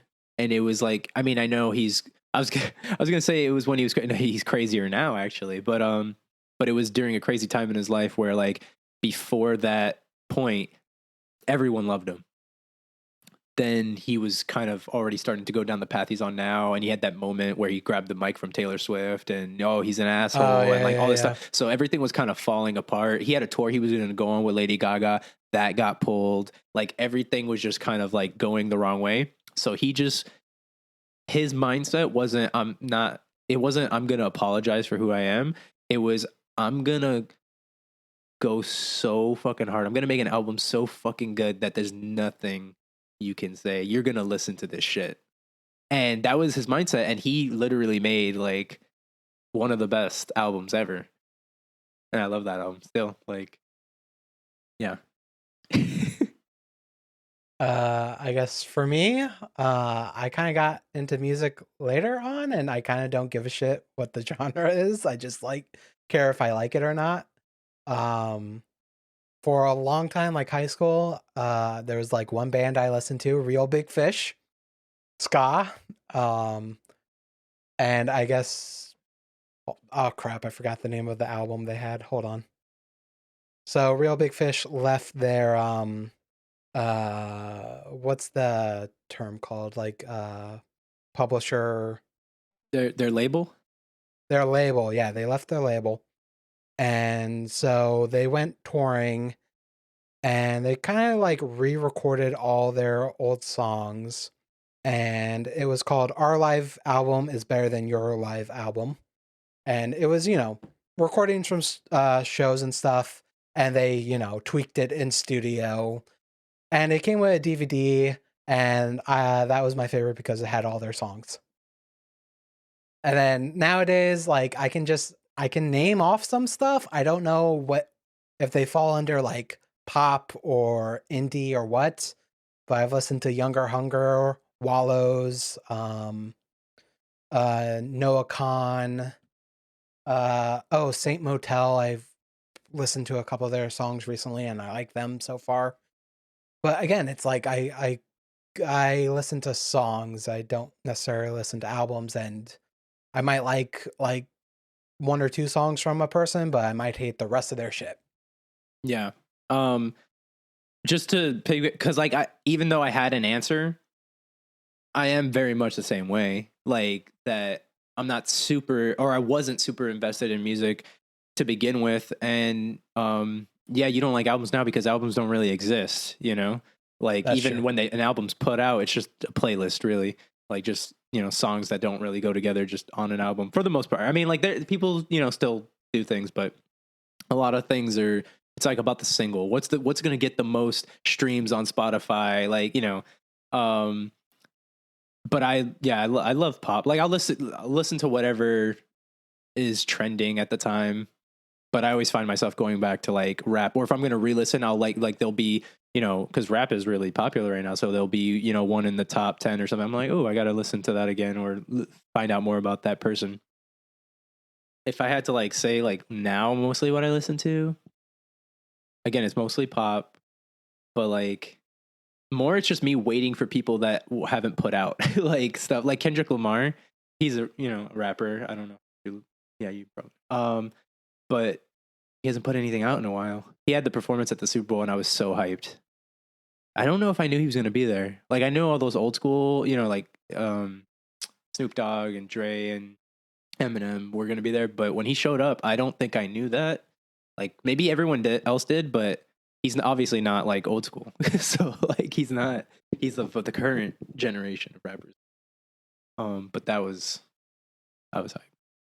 And right now, I've been listening to a lot of Chris Pierce because he's a friend, and I really like his music. Like first it was just to like help out, whether it was like pre-ordering or showing support by getting, putting a view onto a YouTube music video, whatever. But I'm like, I really like this, so he's on my playlist.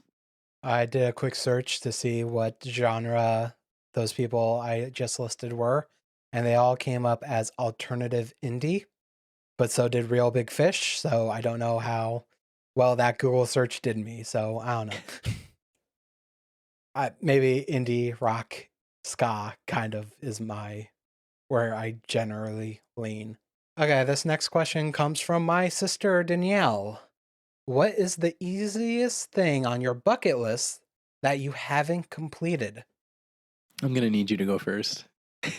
Okay, so I wrote this note here uh back in high school, or maybe a little after high school. And I'm just gonna read out the list and I'll tell you which ones got crossed off. I, James, my last name, will become a video game journalist. I, James, will one day go to E3.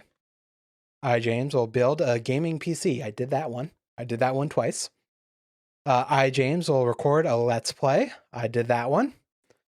I, James, will overcome the fears that are holding me back. No, that one's not crossed off. I mean, it's a work in progress, though, right? I guess. I mean, there's been times where you haven't even been able to do this because have so many things going on, like that That's you have true. to deal with. So it's a work in progress. It probably always will be, though. That's the thing. Yeah. you know. So I guess the easiest thing on this list is go to E3 now. Well, maybe not actually. E3 is kind of canceled. But it is the easiest, unfortunately. Yeah. Or you 'Cause got to make like a really shitty 2D game to be like, I did it. Oh, no, it's game journalist. Oh, okay, game journalist. Well, I mean, we didn't really find success, but you technically did it. Sure, yeah. I don't know. Yeah. I don't know. I never like I wrote that just as I think I was in a dark place and I was just like, I need some hope. So I wrote down things I wanted to accomplish. Um, I guess bucket list, if I had to come up with something on the fly, maybe go to Trinidad again. I went when I was a kid, but it was I didn't appreciate it because I was a child. And I don't remember too much about it. I just remember having to bathe in a steel like tub with like a bucket of water, and at the house we visited, I don't think we stayed there, was on stilts. Okay. And that's kind of all I remember. And me and my sister crying about not having nice things. But apparently Trinidad, Tobago, the crime has been going up, so it's not like the safest place to go. I mean, sure, but I mean, I feel you could say the same thing about the United States, though, right? Like the pandemic has not been kind to the world, and when times get rough, people commit more crime. That's just natural. But Well, this was happening before the pandemic, but yeah. I know, but I mean, I don't know I don't know the specific situation, but we like to make Right. other countries sound worse than it That's actually true. is. That's true. Um, Well, here's the thing, that cookbook I bought, yeah, um, again, the person is Trinidadian, yeah, and they talked to and they've been to Trinidad, and they even wrote in their thing going like, unfortunately, Trinidad has been getting not the safest place to go. yeah. If you stay in these certain areas, though, you'll be fine. Okay. Just like, oh, okay. So I don't have a bucket list of any kind, like that I ever thought about. Mostly because I hate thinking about death. So even though this is supposed to be things that you will make you like satisfied by completing them, I'm like, I don't want to think about something I have to do before I die. But I was actually going to go with something travel related to. Earlier I mentioned I want to go, to Puerto Rico and like make it a regular thing, but that's not really it. Like I also want to just be able to go to other places, like as lame as it sounds, see the world. You know what I mean? Like I want to see these different places and different cultures, and um, it's not any specific place. Like there's places, of course, that I want to go to, but I just want to have that experience of like going around the world. Not like obviously all at once, just like hit places up when I can, Yeah. and just that would be something that I would want to do for sure. Like it would be disappointing. I don't know that I'll be thinking about it on my deathbed, but it would be something that I really would want to have experienced. Yeah. I think if there's anywhere in the world I would definitely want to go, maybe Japan. And I think I told you about this like a long time ago, but like you can like travel America in like trains and stuff, and you can get like a certain kind of pass that lets you go take any train for like a month or two or something like that. So like travel America in a month or something. Problem is like those ideas are always like as my creative ideas. I don't think I can do them by myself because I'm a coward, and I just don't have anyone to do that with. So my stepdad is actually traveling the world right now. For a year, he's gonna live in a different city every month. That's cool. It is cool. Like I'm like, damn, man. And he's doing like video vlogs. And I mean, I'm with Michelle, so I can't just like abandon. But like, I also kind of was like, man, he should have invited me. Like, I would make those videos so much better. That was the thing I was thinking. But also earlier you gave like your what little you remembered about being in Trinidad, and so I went to Puerto Rico as a kid too, and I only have two memories. One is we were on the beach, and like the most embarrassing thing ever. Oh God. No, it's not. It's just I hate it. Like I hated it then. I hate it now. My dad convinced me that this snail could kill me. And he started screaming at me that it was chasing me. So I start running around in circles, fucking crying, screaming at like the top of my lungs. I'm like 4 or something like that. Oh. And then he had my brother, who's not afraid of anything stupid like that, who's, you know, a little over a year younger than me, pick it up and start chasing me with it. And Jesus Christ. and this is caught on video. Oh my God. And it's a nightmare. And then on top of that, they put me in a Speedo for God knows why. Like I'm not even in I'm not even in trunks. I'm in a Speedo, and I'm like, Jesus. Why? I don't know. Okay. And then the other memory is that we were just walking around, really. But you know, you're on an island, you're by the ocean, the winds are strong sometimes. And I looked very, very worried because I thought I was going to fly away. I was so skinny and small, and the wind was like pushing me. And I really was like, Mom, like, don't let the wind take me. And my mom gets mad at me. Because I guess when the video picks it up, like, she had already been talking to me. So, like, I guess she was just kind of over it. Like, she was just like, God damn it, like, the wind's not going to take you away. But I honestly still think to this day that you don't know that. Like, that's what I thought. I thought that in the moment, and I still think it. Like, I was like, I don't think you understand how lightweight I am right now and how hard these winds are hitting me. Like, it was like taking, like, my calves were being, like, flexed just to stand. Like, I always have to put that pressure into the ground. But yeah, those are like the two things I remember is the wind could make me fly away, and I was scared enough of a snail that I cried, thinking that it could do something to me. Man, wind can be scary. I was doing a walk around my neighborhood like one day, and there was just a lot of wind, and every time I took a step forward, the wind pushed my leg to the side. It was trying to trip me up. So no, you know what? You were right. Yes. And then, I mean, so that was that up there? No, this was in Jersey like a year ago. Yeah. No, but that's why I'm saying, like, I had fears in Massachusetts too, but it was a combination of the wind and the slick ground because it was during winter where, you know, it had that little bit of like ice layer on the floor. And I was like, I'm going to die today because I'm not going to be able to like stop myself from sliding into the street and getting hit by a car. That's the way my brain works. Nah, it wasn't icy or anything like that. It was just, oof. Wind was strong. Wanted me to die. How close do you live to the ocean? Pretty close.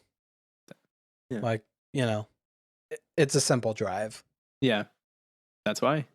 Next question. This one is definitely for me, because I think about this a lot. If you were to have kids, what would their names be? Have you ever thought about this? Michelle makes me. Oh, okay. Yeah, she has a running list on her phone. So I actually, she's gonna be upset because I don't know. Like, I don't know the list. Like, but the thing is, she comes up with so many. I know that I want like a combination of like our cultures influenced in the name. So like a Spanish name and a Gaelic middle name, or reverse, whatever. Right. Or Irish. I keep saying Gaelic. And no, but the thing is, they're specifically going to be Gaelic. Like the ones that she uses are Gaelic names. You know. Okay. So I can't think of any names. Like, she's gonna be so mad when she hears this. Out of curiosity, would you, if you had a son, would you name him John? No. Okay. But I have warmed up to the Irish version of Sean. Oh. Her father used to joke about it all the time, saying, "Oh yeah, like if you have a boy, he's gonna be Sean Torres, right? Sean Torres." But I was like, I could kind of see it. He doesn't have to be a junior. It's not John directly, but it does mean John. What are you gonna say? I should probably bleep out your last name. Shit. My bad. No, it's fine. I'll cut the audio out when you say your last name. I honestly don't know if I care about that either. I'm just thinking about like if we're actually gonna. Do you listen to a podcast where you don't know the name? That's true. It's kind of hard because people. The thing is also, if you want to be like successful in podcasts, it's more than just the podcast, right? And people want to like know you, and it sucks, but it's like kind of a part of it, Yeah. But yeah, so that's one name I remember now because you asked me that. I'm just gonna stop trying to think of them. Maybe one will come to me, but yeah, go ahead. All right. So if I had a girl, I want her name to be Angel. If I had a boy, I want to go with Mace. If I had twin girls, I wanted it to be Lilith and Eve. Biblical. Yeah. And twin boys, I would want Lucifer and Jesus. Maybe Jesus. I'm not sure. Don't do that. Don't do that. I mean, that's a lot for the one named Jesus, I guess, but No, it's a lot for both. They're gonna have to deal with idiots. I don't know. I think like I get it, and you can be on top of that in terms of like when you're raising them, explaining to them why their names are their names. But at the same time, like they're still just gonna be kids. I think the Bible is funny. but still, ultimately, they're gonna be kids having to that's true. deal with people. But ironically, I didn't think of any of the Gaelic names, but I know there's like first off, she has way more girl names than guy names, like boy names. Like the list for girl names is like a wall. But like the Spanish names that she likes is like the Spanish pronunciation for Iris, which is Edie. Like it's a lot of people in my family actually. Like I have a cousin named Edie. Nereida was my dad's sister. She died, I think, before I was born. But that's a nice name that she likes. I like I have a cousin, Isamar. I like that name. So yeah, but again, only can think of some of the Spanish ones and only the girl names, except for Sean, which is like the least likely. It's just something that I've warmed up to since it's been said to me so many times. And I think if I had twins that were like one male, one female, the male would be Ebb, and the female would be Flo. Ebb and Flo. I don't really like that one either, but I needed to come up with one because I had one for every other contingency. Well, okay. But I really like Angel for a girl. I think I would fight for that one. And Mace for a boy. I like it a lot, but if I meet someone sensible, I think they would stop me. But as you know, as you can see me, I'm very ugly and I will probably never have kids. Next question. This one comes from our good friend Steve. Can you smell what the Rock is cooking? I always imagine he would make pancakes because he seems like a pancake man. I didn't take it as literally. I was like, I'm thinking like, well, I mean, he's cooking up another $1 billion movie somewhere. Like, man, his level of success in film is insane. I mean, it's great, but like, he's one of the last true like stars. Like, he's just in a movie and it's gonna do numbers. You know, he has a worldwide appeal. That's why, you know, like it's not like any specific place is just obsessed with him. Is everyone likes him? He's a very likable person. I recently watched Red Notice, I think it was called, on Netflix. Netflix. Yeah. It was good. It was okay. Yeah. I honestly can't think of what's the last thing I saw him in. Like, I don't know. Was it Jumanji? Probably Jumanji. Did you see his Jumanji movies? No, I have not actually. You should. They're really fun. Oh, really? Okay. Oh yeah, especially the first one. I don't remember. I don't know if I saw the second one actually. But yeah, watch the first Jumanji with him in it, and then watch the sequel if you want to. But the first one's really fun. Okay. I guess next question. This comes from my friend Jenna. She wrote, she actually has 2 questions on here. The first one is, are you vaccinated? I am vaccinated, boosted, Same. maybe double boosted from inhaling COVID at my current job. I don't know. I haven't tested positive or anything, but it went around during that whole Omicron, you know. Also, Michelle got COVID at one point. We lived together, so. But I never tested positive. Yeah, and I guess to just expand upon it, I got the J&J, and then I got the Moderna booster. I got Pfizer for the first 2 shots, and then I actually got J&J for booster. Oh, really? Yeah, it was what was available, and I was like, I was gonna go on the trip to see my sister, because this was like right when they, started allowing boosters. Right. So I just wanted to be boosted before going to another state and getting on a plane and all that. Yeah, that's fair. And we encourage everyone out there to get vaccinated and boosted. There's a lot of information out there, a lot of people scared, and which is understandable, but it's best for all of us to be on the same page, get herd immunity, and kill this fucking virus.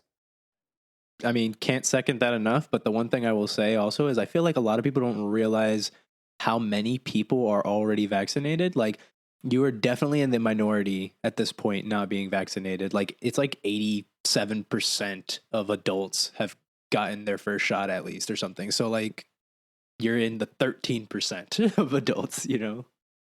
Get it together. And the second question from Jenna is, would you rather know when you're gonna die or how you're gonna die?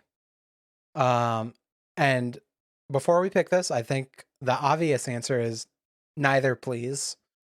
Oh yeah. We have enough anxiety. But, no, for sure, but that's not why she asked that, you know? I know, but I think, like, legitimately, if someone made that offer, I'd be like, no. No, but what if you had to choose one? Like, that's, I think that's more the. I know that's how it's well, then played. you know what the third option is: just kill yourself right there on the spot, and then you don't have to worry about it. Okay. I guess if I had to choose, I would rather know how I'm gonna die. Just because maybe I can prevent it, because fuck fate. No. Oh, I see what you're saying. Okay. So you think you're Kratos, is what you're saying. I'm just saying I'm an atheist and fuck fate. And, but 2, if I knew when I was gonna die, I think that would be more anxiety as each now you have a clock. Day goes. Yeah. I have to agree. I don't think I would live my life to the fullest. I think I would turtle up and cry. I mean, my anxiety is enough that's already what I do, so I guess it wouldn't be any different. But yeah, the time would definitely make me feel much sicker every day until that moment, rather than just knowing how. Because the how might not even be bad. You know, it might be in your sleep. And I mean, that could be because of age. It might not be because of age, but at least you're not going to know. I'm not gonna lie to you, if it was that, I would go get a sleep apnea test first, and then I would still be terrified to go to sleep every night. Oh no, I wouldn't be terrified, because I mean that's probably the best way to go out. No, in your sleep. In an orgy. Okay. I don't want to know I'm gonna die, no matter what the setting. Okay, like I don't want to know when that moment's happening. I just want it to be done. Uh, Next question. Favorite video game? Man, it's funny because I was telling you that Garrett said, also video game or video game series. So I've had it in my mind, but it's so tough. Like, there's so many Yeah. games I love. I mean, I'm just gonna name some of them real quick, and maybe I can narrow it Okay. down as once you start talking or something. But obviously, I love the Metal Gear Solid series. I Okay. love the Uncharted series. I love Mm-hmm. The Last of Us. I love Journey. Um, I love Demon Souls and Bloodborne. Those are the ones like in my head right now. I love Super Mario Galaxy specifically. Like, I'm not like the biggest like Mario all around, like just love every Mario game, but like Super Mario Galaxy was like so freaking good. Those are the ones that come to my mind just like right now. I think it's so easy for me to lean to like the more cinematic games because of my love for movies, and that's like kind of how I really came Mm. back to video games. I've always played video games, but when I really like went hard, like playing constantly, it started in like the PS3 era, and it was because of those cinematic. I mean, first off, it was because we started playing games together, but also Oh yeah. like the single player experience that I was getting from these cinematic games. That it really draws me in. But as like time goes on, like I appreciate more games that are just games where I just can play them, and that's why I love like Demon Souls, Bloodborne, Journey, Wordle. No, just kidding. But like, um, I can't narrow it down, so I need you to just like take over Well, now. I kind of want to narrow you down on two things. You kind of said the Metal Gear Solid and or Metal Gear and Uncharted. Can you narrow that down to a specific game in each one? In the franchise, okay. I can. It's a little bit tough though. The first one that I want to say for Metal Gear Solid is Peace Walker, and that was on the PSP. And that blew my freaking mind that he was able to make not only a Metal Gear Solid game, but a full like main entry level Metal Gear Solid game on a handheld. I could play this anywhere. It's so freaking good.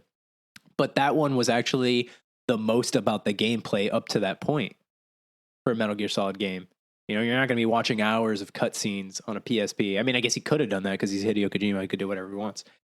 But it was that the game just played so well on there, and then the co-op element was so good. Like, he really made one of my favorite co-op games on there, and I wish I played it more times with more people. I think I only played it twice. Um, but the story was great, the gameplay was great, the co-op was great. It was just good, and it was standalone too. Like, it fills in gaps in the Metal Gear Solid history, but you don't need to have played any of the other Metal Gear Solids to play this game. Right. So I would say that's my favorite, but I do want to mention Phantom Pain because actually, was that the name of the last one? Or did it end up that was like the prequel prologue to the last one? I think Metal Gear Solid 5 Phantom Pain. I think Was the main release, right? I want to say I because like I believe think so. like a lot of people at that time, I don't really know if it's like changed since, but there was like a level of disappointment. I think because it wasn't as cinematic and because it wasn't as much about the story, or at Mm, least it didn't feel like previous Metal Gear Solid games in that way. Like it didn't feel as sure, sure. satisfying, I guess, um, from that standpoint. But the gameplay was absolutely better than it had Oh, ever yes. been, and I could just play that game. Like I like just talking about it right now makes me want to re-download it and just go around. There was so many different ways you could tackle any one mission, and like it was just all the gadgets. Like I feel like in previous games there was a million gadgets, but I always went down to like a couple. But with this, it was like really like I don't know what I want to use right now. Like Right. it was just so good. I kind of wish that they made that game somehow a co-op game, and then it would have been like the best version of Metal Gear Solid by far. Yeah. Oh, wow. That would be awesome. Great game. And then this, what was it, Uncharted, right? Yes. Um, so this, my answer now, is not my answer that it used to be. When Uncharted 4 came out, I might have been Uncharted out. Like I might have just played too much Uncharted. I think I had just gone through like all of them again. Um, and for whatever reason, I was also really into The Last of Us at the time, and it's just different vibe, similar gameplay but different vibe. Like, I mean, just in terms of controls, not Um, it just wasn't what I wanted when it came out. So at first I was disappointed, but then you told me I was crazy when we talked about it sometime after that, and then I think like a year or two later or something, I ended up playing again, and I was like, this is the best Uncharted. So it is Uncharted Yeah. 4. I just think the thing is, it really benefits from having played all the other ones. It is standalone, but to really get the Okay. emotional impact, I think you have to have already invested time with those characters. Even though they do a great job of setting up the stakes and letting you understand what's going on within the game, it's just watching those characters go through that story after everything that had happened hits harder, and then the gameplay is obviously the best it's ever been. The graphic fidelity was unreal. It's still unreal. Like, you see it now and it's still like, damn, that came out that long ago. Like, it looks amazing. So yeah, Uncharted 4 for the Uncharted series. I need to put Uncharted 4 in my PlayStation 5 so I can buy the up-res version for Yeah. like $10, I think. Yeah, I did that already. I haven't played it, but I did that just to have it, and I'm ready to play it. Also, Lost Legacy is really good if you haven't played it. Yeah, that's the main reason I want to do it. Okay. Just to play Lost I'm Legacy. excited for you to play that because I'm saying Uncharted 4, but there's a little voice in the back of my head that says, are you sure it's not Lost Legacy? Because I just loved spending that time with Chloe and Nadine. Like, those are like, I was so happy they made a game with them, and it's a really good game. It really is. Well, I guess my favorite video games. I'm gonna get 3 for different reasons. First one I'm gonna give 2 is Dwarf Fortress. I got sucked into that game. I think it opened up my me liking roguelikes and stuff like that. And also like simulation type games like the SimCities, the Room World, stuff like that, because I really liked managing a fortress and just watching the interactions of all these randomly created worlds and people and dwarves and artifacts. It was fascinating. And it's this whole ASCII art kind of thing. And I think it also helps that I did a video back on YouTube called My Dwarf Fortress Story that I think did pretty well. I remember being on a forum and seeing it be shared on there by some random person. I was like, what? Well, okay. And yeah, I don't know. There are some great stories from that game. The second game, I guess, would be Tales of Symphonia, which I might be pronouncing incorrectly. I have played that game like 6 or 7 times. I picked it up on the PlayStation 3 just to have it. I love that game. I got it on the GameCube. I'm I mostly played games like with friends and stuff at their homes and stuff like that. That was probably my first like JRPGs, play by myself, had a fantastic time kind of game. And yeah, maybe the story's a little generic, but also it's generic so they can put twists on it. So, I don't know. I loved it. I loved it. And the last game, as we mentioned before, Left 4 Dead 2. It's a beautiful game. It's perfect. It's the perfect cooperative game. Okay, so that's what I was gonna ask. What's your favorite co-op game? So Left 4 Dead 2 would be it.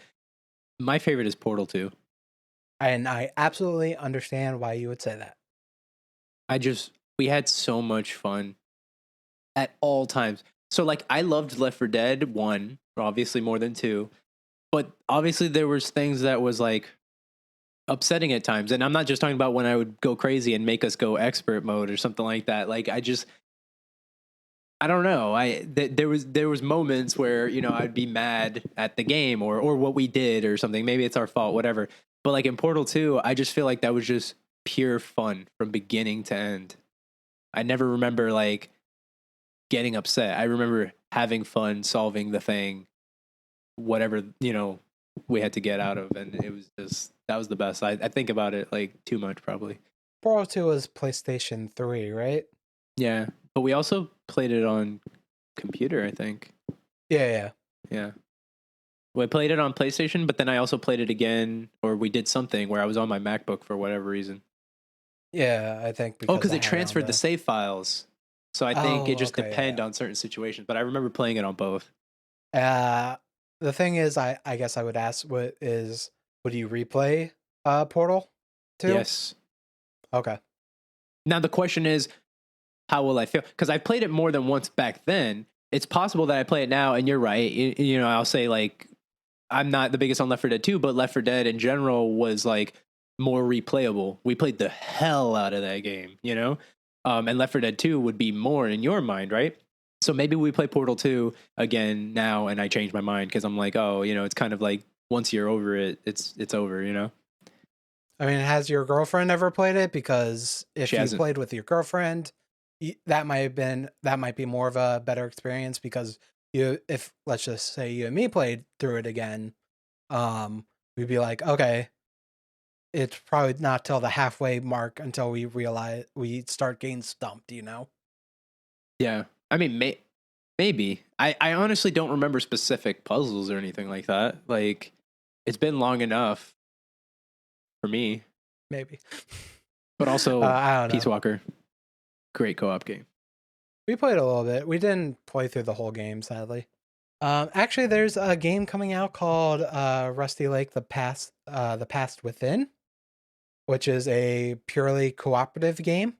And I think it's coming out on like Android, iOS, Microsoft, the computer, Mac, and Nintendo Switch. And I might send you a video later of people playing the demo, or we can try the demo if we have time. We never have time though. But that might be a fun like cooperative game to try between us. Like one person is in the future, one person's in the past, and we have to communicate to solve puzzles and stuff. I don't know. It looks interesting. Favorite Christmas movie? There's only one correct answer. I don't think I'm going to have the same answer as you. Let me hear your I don't answer. know if we can be friends. The Muppets Christmas Carol. That's not my answer. I am looking for a new co-host for James and John Try Podcasting. If your name is John, that would be preferable. But we can also just legally change your name to John. So that's also, we have options. So my answer is Nightmare Before Christmas. So, okay, 1, never watched it. 2. Are you kidding me? I knew this. And you had the nerve to be so definitive on your take? Because it's correct. No, Nightmare Before Christmas is. Yes. You need to Isn't watch that Nightmare more of Before a Christmas. Halloween movie? It's both. Oh. It's literally both. I would watch it every Halloween and every Christmas. It really is. I promise you, when you watch it, you'll be like, oh, okay. It really is. Okay, well, I know what our Christmas episode's going to be. You and I are going to watch Muppets Christmas Carol, the best Christmas movie. It's a great movie. Yeah. But Nightmare Before Christmas is better. I'm glad we figured out Christmas episode. I'm really happy. I'll write that down later. So, first of all, Christmas Carol is one of the most iconic Christmas themed plays and artwork. And then you have the fucking Muppets, which makes everything better. You don't have to convince me. You know we share a love for Muppets. Yes. And also, I'm blanking on the actor's name, the one human actor in that movie. He plays really well with the Muppets. Alfred Pennyworth. I can't think of his real name right. Michael Caine. There we go. Yes. Sir Michael Caine to you.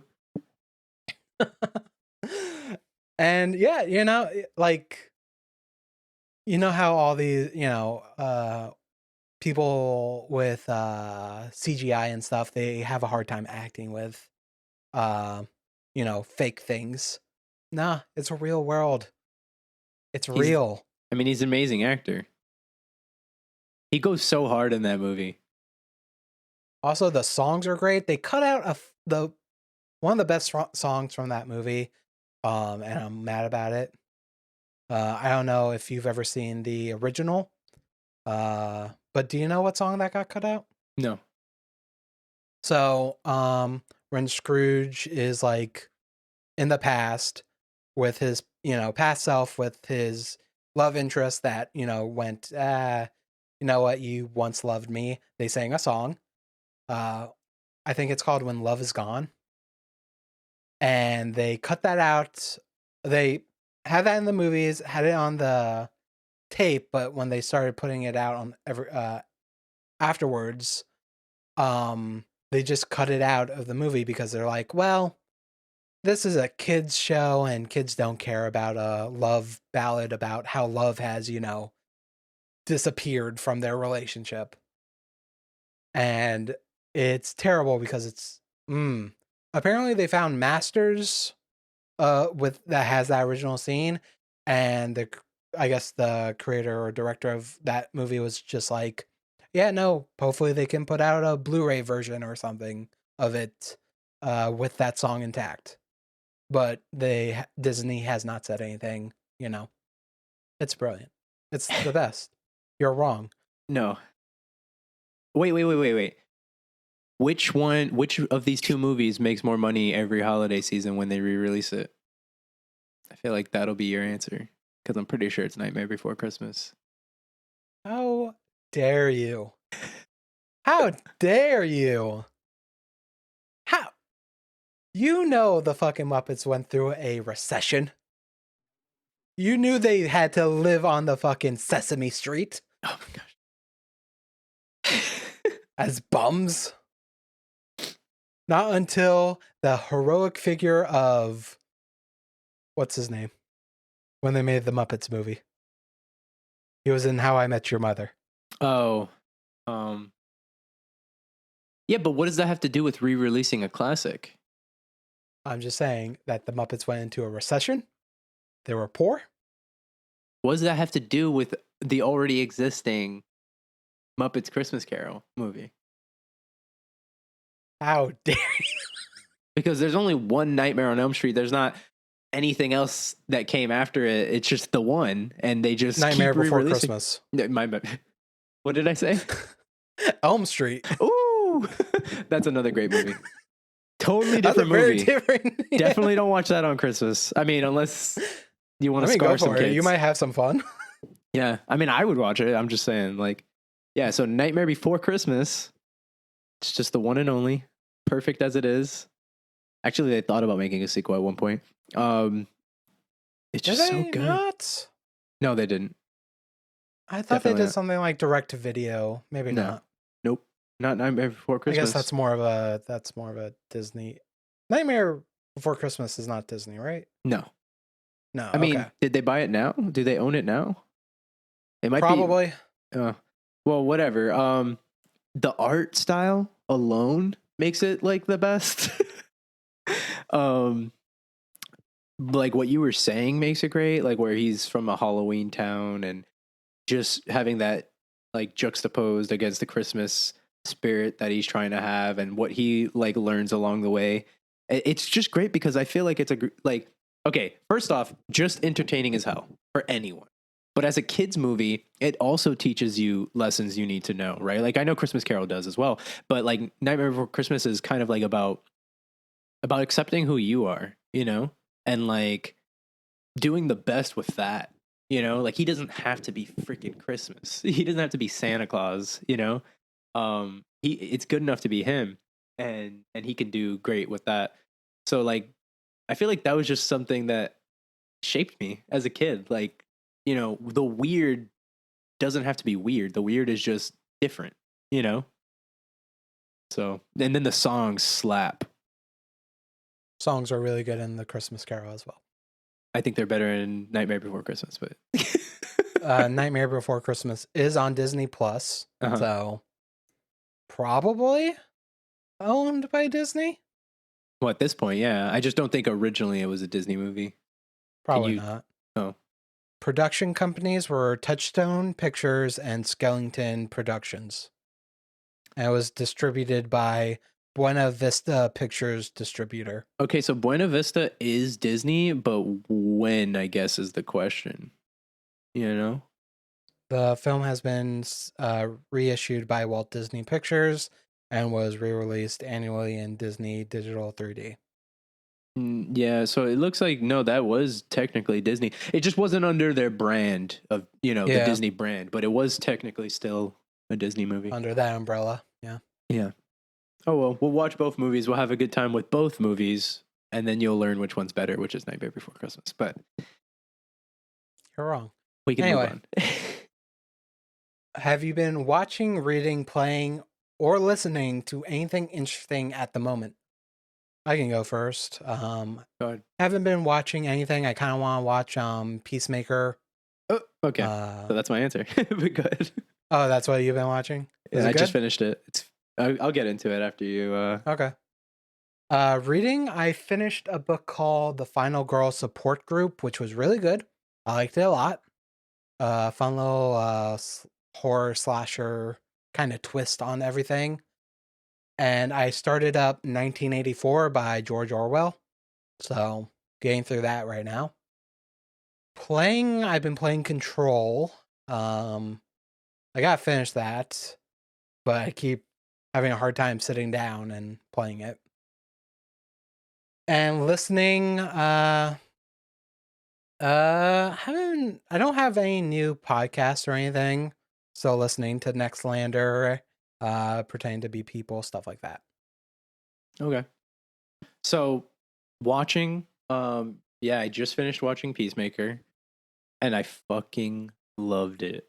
Like, it's better than the movies. Like I really liked James Gunn's The Suicide Squad, Mm-hmm. but Peacemaker is on another level. And I'm like, man, I kind of want James Gunn to do this for like different characters in the Suicide Squad rather than just trying to force everything into a 2-hour movie, you know? Right. He really benefited from getting that expanded time. Like, you really like care about the characters, and it's freaking crazy, of course. And hilarious. Just so funny. I'm trying not to say anything because I want you to just watch it. Right. But that was a really, really good time. I'm really happy they made that. Another thing I watched recently was the Kanye documentary on Netflix that just came out. It's called Genius, and it's spelled like J-E, like the phonetic spelling, JEENYUHS. Okay. And it's really good because it's not just about like, oh, he's so great. It's like it shows the person who made it has been filming him since before he was famous. Oh, Jesus. So yeah, so he has footage from when he was pretty much a nobody or just getting started, all the way before he was even a rapper, like when he was just producing beats. So it's really like, Oh, wow. it's like inspiring, but also like crazy to see. Cause like there was a point in there where he plays like All Falls Down, which is one of my favorite Kanye songs, in the studio. He's trying to get them to finally sign him as a rapper. And that song is like perfection. And they don't give a shit. He's playing it for them and rapping to them, and they just start like talking to other people and like ignoring him to his face. Jesus. Like, it's so fucked up. And then you can see his face, and he looks like so like, it's like heartbreaking, you know? And then, then he ends up, finally getting signed and getting success. And then you go through all that, but it doesn't just go to like, oh man, like, oh, everything's great. No, it goes into his mental health issues that start, I shouldn't say cropping up, but start getting exposed and then getting worse, in that kind of lifestyle maybe. And all the way up to like pretty much now. Like it's from like the beginning of his career to right now. And it shows the ups and downs. And it was just really great to watch and hard to watch at times too. Because they really also like emphasize like how important his mother was to his life. And her dying was like a big turning point for him. But like when she dies in the documentary, it's just sad. You know what I mean? Like, it's just like, damn, you kind of already know how this is going to go. Not only because you've seen him, but like, how attached he was. So that was great. It's a 3-part thing. I think each one is like a feature length. So it's probably like an 8.5 to 9 hour thing total. Jeez. Okay. Yeah, it goes through. And it actually could have gone through more because he had a falling out at one point with the guy who was filming it. So there's like, Oh, it kind of like skips over time through like a quick montage using like publicly available footage to like, catch you up. or Um, that was great. As far as like listening, really, at work, I just listen to like random things on YouTube. But like, I guess if I like have been listening to things like multiple episodes of a podcast recently, is like Last Stand, which is a video game podcast. And I've been listening to The Shop, which is actually one that LeBron started. But it's not about like basketball. He brings in like all kinds of, famous people from all different fields. And it's called The Shop because it's like a barbershop setting. And you know how like, yeah, you can just say what, like, I don't know what barbershops you've been to, but like if you go to, especially like a black owned barbershop or like a minority more so, I mean, like Hispanic ones were like this too. People are just talking shit, shooting shit, like just saying whatever they want. It's kind of, gets crazy. There like they pointed out like when they were explaining it to one of the people, they're like, why is it called The Shop, whatever? He's like, because we just do whatever we want here. We just, that's the vibe. You can say whatever you want. No one's gonna judge you. They might push back on you, but it's just like a free flowing environment. There's always a guy who's there who's not even there to get a haircut, like, and that they were actually able to like recreate that vibe pretty well to an extent. But obviously, they're getting like really esteemed like people now, so there's like still kind of like a structure to it. Like they got Obama on there for oh one wow. episode. Yeah. So that was really fun to watch. I caught up. The new season's coming out soon. There's one more podcast that I was listening to. Oh yeah, this one's more sports oriented. It's called All the Smoke, and it's run by two former basketball players. And when they were in the NBA, Matt Barnes and Steven Jackson. Why am I forgetting his first name? Well, anyways, they were like kind of troublemakers in the league, and when you're the media always wants to get that soundbite out of you, just in general, when you're like in that position, right? But if you're one of those players, they try to paint you a certain way too, right? Like you're the bad guy, right? Like that kind of thing. So they always hated the media. And the reason they decided to start this was because they wanted to, in their mind, show like something more real, and then also bring on athletes to speak like unedited, like this is your hour or whatever it's going to end up being, to just speak and people can see the real you instead of it being cut down to one sentence or one phrase that whatever. So they still get really interesting conversations, because it's, when I say it's a sports podcast, I just mean because it's by them and they bring in athletes, but it's not about just like the sport. Like they're getting into these people's lives, their upbringings, like what their other aspirations are, stuff like that. So it is interesting because like I have learned more about like these people than like you would think. Like there's a lot of people, they have a lot of crazy interest. I mean, not crazy. It's not crazy, but they are interested in a lot more things than just what they're doing, which I mean, that sounds like the most normal thing when you think about it. But athletes have to put so much time into that, like every day. Right. It's not just the job of when the game is on. It's like they have to be like working their bodies all the time, eating right all the time. Like it seems like everything is about getting ready for that game, and then you play the game, and then you just got to do it all over again, and you got to be in peak, shape all the time. So they go into that and like the stress, like they've talked about the mental health aspect that is only just starting to get talked about and stuff like that. Right. But that's been good. As far as reading, man, I don't even remember the last time I read a book, to be honest. Like High school. no, I read more in college than I ever read in high school. Oh, like, by far. I forgot you're educated. And then even after college, I was still reading for a bit there, but it's been a while since I got a book and just read it. I honestly don't remember what the last one is right now, but yeah, that's what I was watching over the last, I don't know, month, I would say, what I've been watching. Oh, one more. Sorry, one more. Oh, okay. Kimmy. It's a movie on HBO Max. Please watch it. Do you have HBO Max? Yeah. Please write this down right now. Kimi. Yeah, I had no idea what this movie was. I didn't know anything about it. It was like a new release. I clicked it. First off, it's a Steven Soderbergh film, so I was like, okay, I'm gonna like this because I like him. But it's just so good.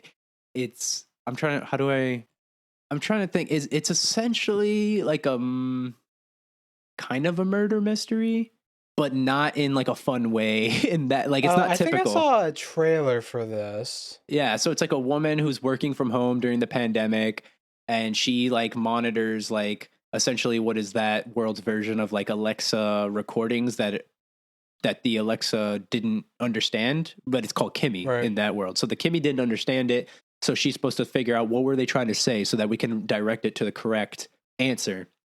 But then she overhears something that sounds like someone being hurt. She goes through the work of isolating that one sound, and it's like, yeah, this person was attacked, and she's trying to figure out how to help this person, and she goes through all that, but she's dealing with anxiety that has only gotten worse because of the pandemic, where she can't even go outside anymore. But it's Oh, kind of put in a jeez. situation where she needs to handle this herself or no one's going to help. And she's dealt with some things in the past that make her feel obligated in a way, having this knowledge and knowing what her experience was to try and help in some way. So, you know, she goes through all that. It's very entertaining. It's a thriller. And then it's really short, which I'm like, man, remember when movies used to just be an hour and a half and they said what they had to say and they left, you know what I mean? Like, and it was Right. just great. So it's like, it doesn't overstay its welcome. It's just a good movie. Beautifully shot. The colors are great. I was like, wow, this movie's just doing all the things that no one's doing right now. Cause like, you know, so many movies right now are like, people were complaining about this in video games a few years back. Everything's gray or brown. And you know what I mean? Like, I feel like movies are on that right now for a bit.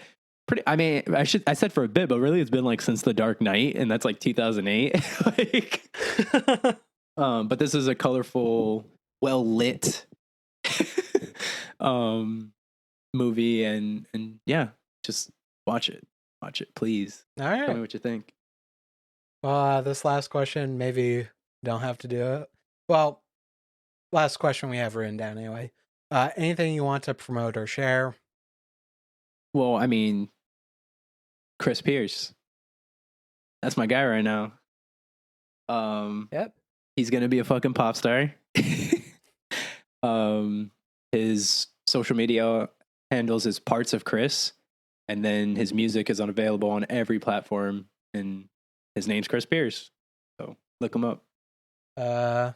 If you want something to listen to and you like actual play podcasts, Pretending to Be People is really good. I have started re-listening to them. They finished season 1 and they're going to do a season 2. And yeah, I think they're really cool and funny.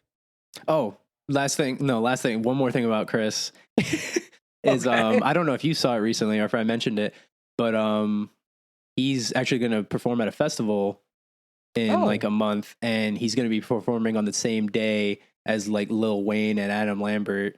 So those are two big names, and yeah, like this might be it. This might be the time. nice. And the people running the event must like him, because when they called him, you know, he's thinking he's going to do like 15 minutes, right? They asked him if he could do 30 minutes.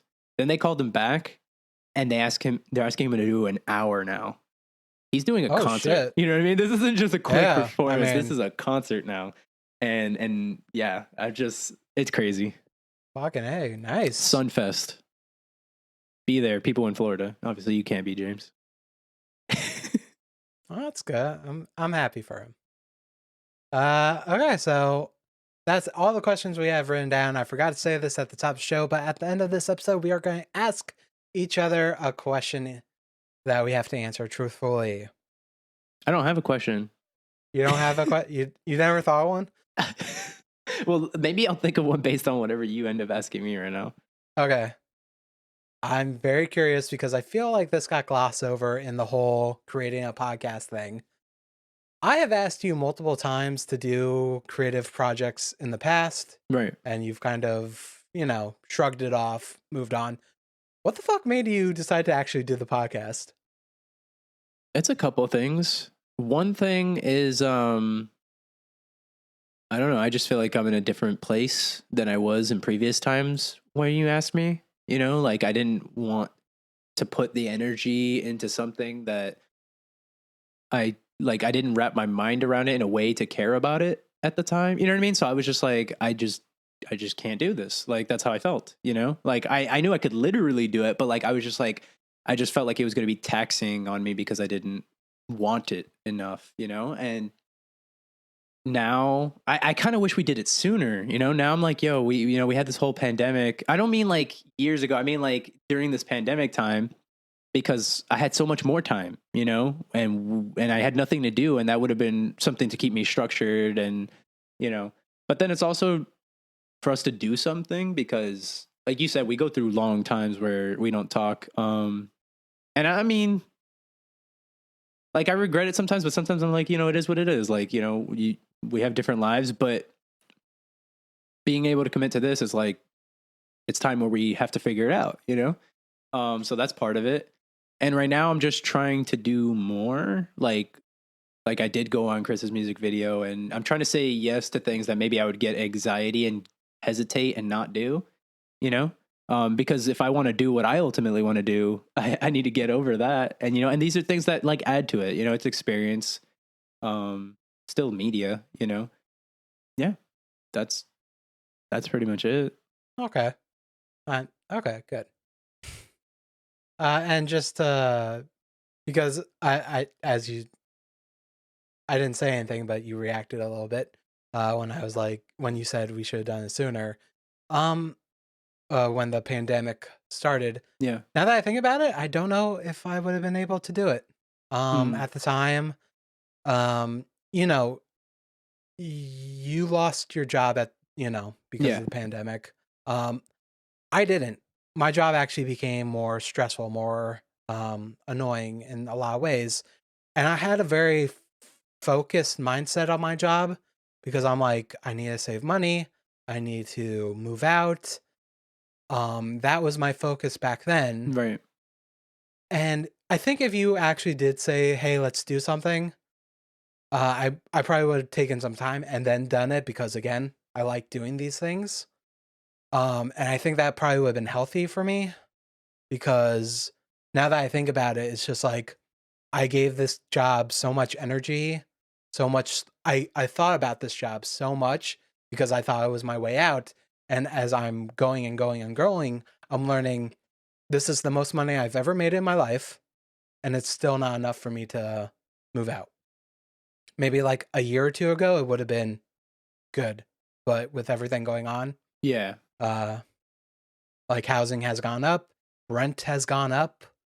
Um, it's just ridiculous. Yeah. So, but it probably would have been healthier for me to be like, okay, let's also focus on this thing that isn't my job, this thing I'm not, putting my heart and soul on. But yeah.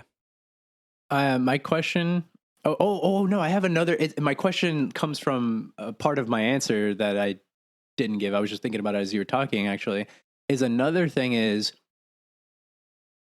I don't know how to say because like I feel like ready's not necessarily the word, but I'm just gonna say it just to get myself talking. But it's like essentially I didn't think you were ready when we were trying to do stuff in the past either. Like I didn't really know what we were doing. Do you get what I'm saying? I feel like now you have more of a plan. You're more organized even than you were then. You have more experience. You're more a driving force than you were then. And not just in like I want to do this, but like you actually can do it. Like maybe it's because you did all those YouTube videos. You have a presence that I feel like you didn't have when we were trying to do these things. Like you weren't yourself to me all the time when we were like, and I was just like, well, what are we doing? And I mean, I know that's how you like learn to do it, but I felt like maybe I felt like part of me was like, this isn't working. Like this isn't going to happen. You know what I mean? So I just didn't want to invest the time and it be for like what, you know what I mean? But this time, like, I have different expectations and different goals. Like we talked about that early on. But Right. also I feel like you can do this. You know what I mean? Like, so I feel like I'm in this with someone who's can do it. You are way more capable than I am, you know, as far as like this, like making a podcast, like do it. I was actually, it's simple stuff, I know to an extent, but I was actually impressed Right. when you had everything set up. Like when you like sent me like even just the link tree, like it's a simple thing, but just like having all the bases covered thinking of every little thing. And the reason why I say that is because when people ask me, I can say, "Oh, here," and they're just like, "Wow, wow." I'm like, "Yeah, James did it all. James did it. James. He's on it. He's on it. He's serious." That's the thing. I feel like it's more than just a desire. You're putting the work in on a level that maybe wasn't there when we were like in high school, but that's fair because we were in high school or just getting out of high school. Yeah, I mean, I definitely get what you mean, and I guess yeah, I'm definitely more prepared. I'm definitely more ready. I'm more, conscious about, again, our privacy, our security, or stuff like that. And I think that definitely comes with, well, so many people have done this. I'm learning from them Mhm. as well as trying to do stuff. It's just, I, I don't know. Like, yes, I'm more prepared now, and that's good. But I would never be here if I never did anything. And I don't know, like you saying, like, um, didn't want to do it in the past because of that. I was just like, Well, well, partially. It's just a. yeah, yeah, I guess I'm just gonna focus on that because that's Mhm. what you said. um, but it's just like to learn you have to do. Right. Um, which is kind of why I didn't really like school a lot of the times because there were some classes like I love my computer classes because you did things. Other classes, it just felt like they wanted you to memorize. And I don't like memorizing, but I don't know. So I mean, I failed forward throughout everything. The Right. YouTube, the Well, so doing TikTok right now. Like I'm not hitting any kind of fucking numbers on there, but I'm putting up a video whenever I can and trying to fuck around. yeah. So that leads into my question for you though, is that I mean, I know the answer to an extent, but it's just Okay. why did you allow yourself to stop so many times for such long periods of time? Because where would you be right now if you just kept going? You know what I mean? I guess this is for the audience more than it is for me, but Okay, I'm gonna answer this by telling you a little story about how we got out of high school. Um, we went through a recession, so getting a job was difficult. Mhm. So there was a time I would keep putting in applications, and I would get nothing back, and that was depressing. So I would stop until my mom starts yelling at me to try doing it again. So doing YouTube, doing things, and not getting any kind of positive feedback, maybe one nice person here and there were, thank God for them. Um, but, it's kind of difficult to be doing something and not getting anything back from it or not feeling like you're getting I anything back think from it or moving forward. that's the key, right? The feeling of getting back. Because to me, not to cut you off, but my point is the reason why I'm like, oh, this is different now is because you didn't not get anything. You got a lot. You know what I mean? Like to me, you're totally different when it comes to this stuff than in the beginning. And that was from you doing it. But you can continue. Yeah, I mean, I definitely learned skills. I've learned to be more comfortable in front of a camera, more comfortable in front of a microphone, which is really funny because I always liked being in front of microphones and cameras. I've never when would stall on something, it was just to hit the start button. Mhm. It was never like recording.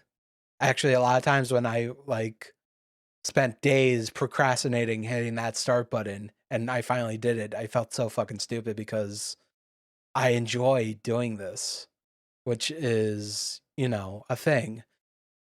So, yeah, I mean, it was just I wasn't getting anything back. No money, no following. Um, Even if I had like a small community of people who enjoyed what I did, who could give me honest criticism that isn't, trolling, like I could have maybe formed something. But also it's very difficult to do something by yourself. Even YouTubers who you think or Twitch streamers who you think or by themselves all the time, They have a they'll team. have a support group of like people doing editing or who can do like the IT, the art, all those other stuff. And when it's just you and you don't have money or you don't want to put money into something because you don't know if you're going to get anything back.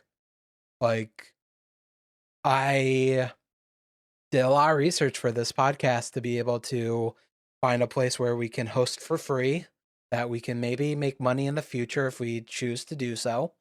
Um, but everything we've done is for free, like the link tree.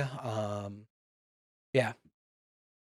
So, and a podcast is just super fucking easier to do than everything else. Yeah. Like right now we're at 2 hours and 43 minutes. So this will probably be a 3-hour podcast that I have to edit down.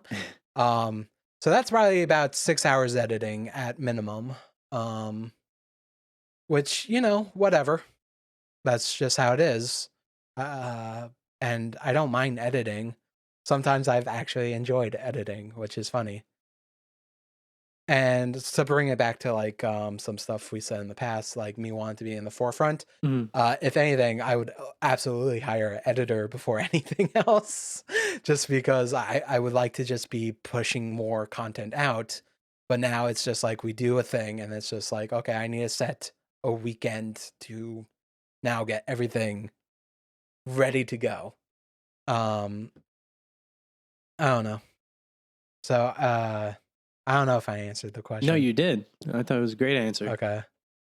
But yeah, so yeah, maybe I'm more ready now, but I would never be ready if I didn't do what I did before. And I had to take breaks because like I had to get a job. Like I saved up $10,000 when I worked at Walmart's, and my mom was planning to move to Jersey. So that was a good time to just be like, okay, I'm going to quit my job so I can help sell the house, but also do stuff in my time. And it took forever to sell that house. And by the time we were in Jersey, I had no money left. Ooh. I didn't know that. I had some money. And then I kept procrastinating about getting a job because we were renting a place and my mom was like, oh, we're going to buy a place soon, blah, blah, blah. And she had problems getting a job because she fucked up the paperwork for her license for things. So I was just like, well, I guess in my mind, the plan was we get a house, then I'll find a job. And I had like $1,000 then. So, I wasn't like, I mean, it's not a lot of money, like, let's be honest, but, for me to buy my own food and stuff, it was fine. And then finally, it was just like, it's been a year and like half a year in this rental, get a fucking job. I'm like, okay. And then that market was shitty. By the way, if you are looking for a job, always ask, how much hours are you going to be giving me? Because I did not ask that when I got a job interview at Target. And I did a great job at that interview because they're like, oh, wow, you really know stuff because I worked at Walmart, blah, blah, blah. Mhm. And then they gave me like 10 hours a week. The heck? And they told me the pay. I made like $10 working at Walmart. So when they told me I would make $13, I was like, oh my God, I'm not working overnight. Oh my God, this is great, blah, blah, blah. And the economy was a different place back then as well. But then I found out like they were going to give me 10 hours, maybe 20 hours a week, but that's nothing. That is Yeah. absolutely nothing. And it's just like, so finally my mom worked at the place I work now and said, hey, just give this a try. It pays this much. There's young people. Who knows? Maybe they'll meet a girlfriend. Mom stuff. And I did the job. I don't like the job, but you know what? It's a lot better than working at Walmart. That went places. I don't know why it went there, but it did. James? Yeah, Oh, it looked like you froze for a second. that was not the question I expected, and it kind of really put I went, you motherfucker. These are like questions I've had to deal with while trying to fall asleep. You're doing this to me? Okay. I mean, I have answers for them, and I think they're satisfactory answers, probably more than satisfactory, but they're not to me. Because you're right. I could be somewhere completely different if I did more. But that's just not how it went. Yeah. I mean, it applies to me. It applies to a lot of people. Yeah.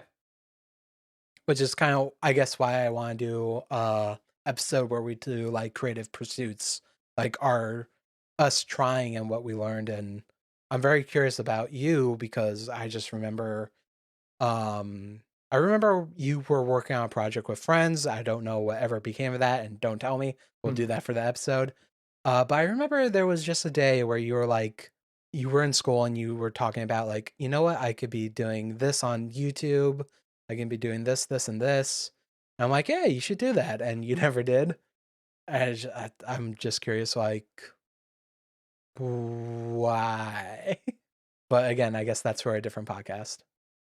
I guess we'll end it here unless you want us to ask more questions to each other. No, they yeah, if we come up with another 20 questions, we'll do a part 2 one day or something, but I think we're good for here. Honestly, the questions we ask each other, they can be 20 like minutes each, our answers. Yeah. But maybe we'll do that one day. So yeah, this is going to be the end of the podcast. Thank you for listening. If you want more of our content, you can hit the link tree in the description that can bring you to our TikTok and Instagram, which will have social clips to share with people. We also have a YouTube channel where we're trying to do some YouTube content. There's behind the scenes of us creating the podcast because I am very meticulous and have to have a plan. And we planned this thing out for like a good month and a half before actually recording something. Tangents that we go on. Yep. So there's a Boy Meets World tangent on there. The next one's going to be like multiple like side things. Me talking about being a fat piece of shit. John talking about his ethnicities and me being a racist asshole. Stuff like that. It's fun. And if you can maybe do us a little favor, get on Apple Podcasts or wherever you listen to this and write a review. Give us 5 stars or whatever you feel is appropriate for us. 5 stars would be beneficial. This is kind of like Uber, anything less than 5 stars will fuck us. And, you can also give us some criticism. If you want to say, hey, James, you don't laugh enough at John's incredible jokes, you can write it there, give us 5 stars and say that. It's fine. I hope he listens to this one now. That was actual feedback, but I got it in person rather than... Again, I have the setup being Discord and my recording on the bottom. I'm more of a smiler when you like say stuff, Yeah. So I kind of have to make myself go, ha ha ha.